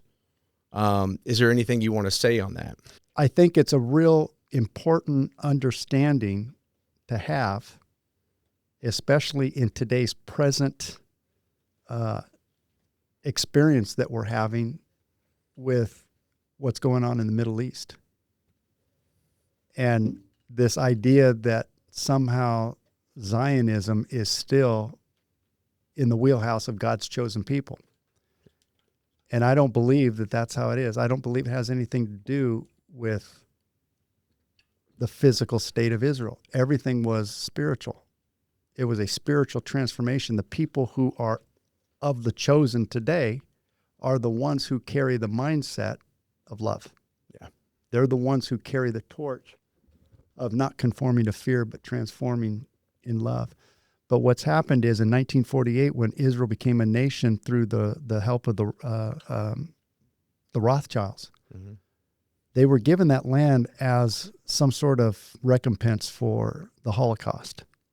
And when they gave that land, they pushed out a bunch of Palestinians, Palestinian Christians, Palestinian Jews, Palestinian Muslims. They pushed them out to establish their nation.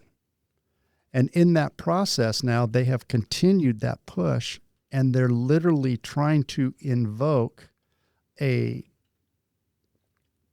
4,000, 3,000-year-old prophecy that was recorded all the way back in Genesis that talked about this land promise and where that land actually was. Well, God fulfilled that land promise. He gave it to Israel. He gave them their land.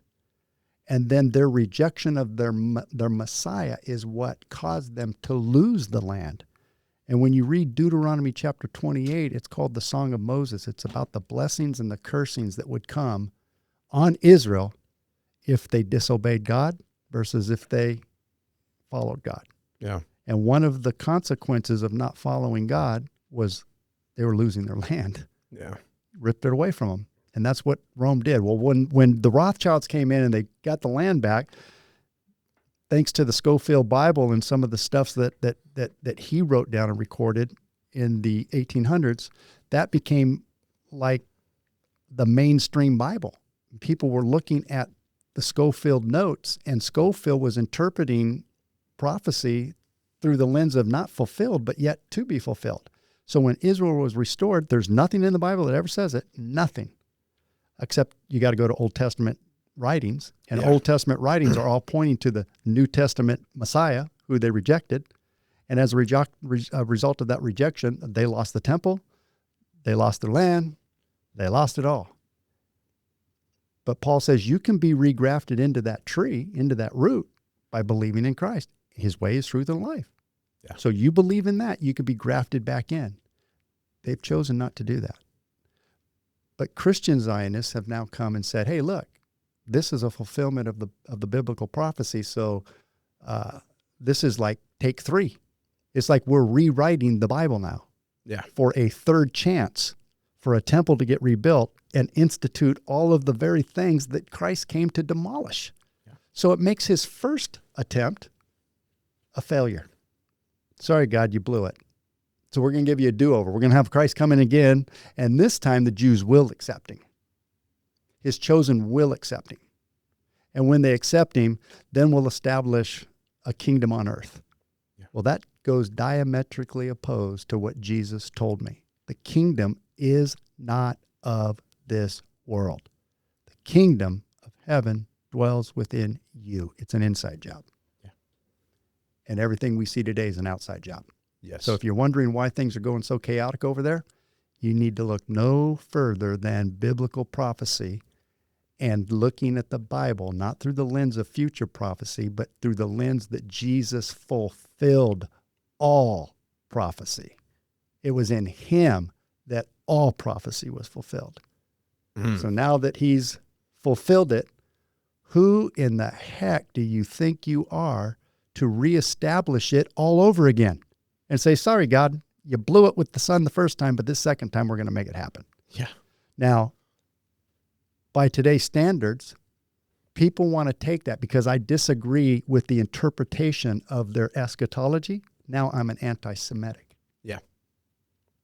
How can I be anti-Semitic when all I'm doing is challenging the very things that Jesus challenged the Jews with? And then that gets in the whole paradigm of, are they really the Jews of the Old Testament? Ooh, we can dive into this. So that's where we can go on the next discussion if you'd like to. I'm down with that. Yes. All right, Rick. Well, dude, I'm fired up. Thank you for your time today, man. I appreciate it. Rick, you're the man. This has been a blast. There's so much else to say, and so I'm really excited to do this again here very soon. Appreciate it. To get out there. What is your relentless pursuit, Rick? You know, when I answered that question the first time, it was freedom. And now my relentless pursuit is exposing darkness. Let's go. With my light. Yes. Hell yeah, brother. I love that. Well said. I'm going to shake your hand real quick. Love you, man. Love you too, brother. All right, guys. Till next time. Nice. One of the biggest lessons that I've learned in this show, and honestly in life, is that healing doesn't live in just one lane. Some people find it through addiction recovery, some through therapy, some through faith, some through hard conversations that they've avoided for years, and some for finally being honest about what they're carrying. I started this show to give people a voice, to share real journeys, real struggles, and real growth. And what it's shown me is how many people are walking through similar battles, even if it looks different on the surface. Through this platform, I've been connected with people across so many lanes: addiction recovery, mental health, veterans and first responders, faith, marriage and relationships, trauma, and everything in between. I want to say this clearly. If you're listening right now and you're struggling, please reach out. You don't need to know exactly what you need. You don't need the right words. You don't have to even know exactly where to start. But through my network, I'll do everything I can to get you connected with the right person in the right lane for where you are. That's what this show is about. Real stories, real connection, and reminding people that there is a way forward.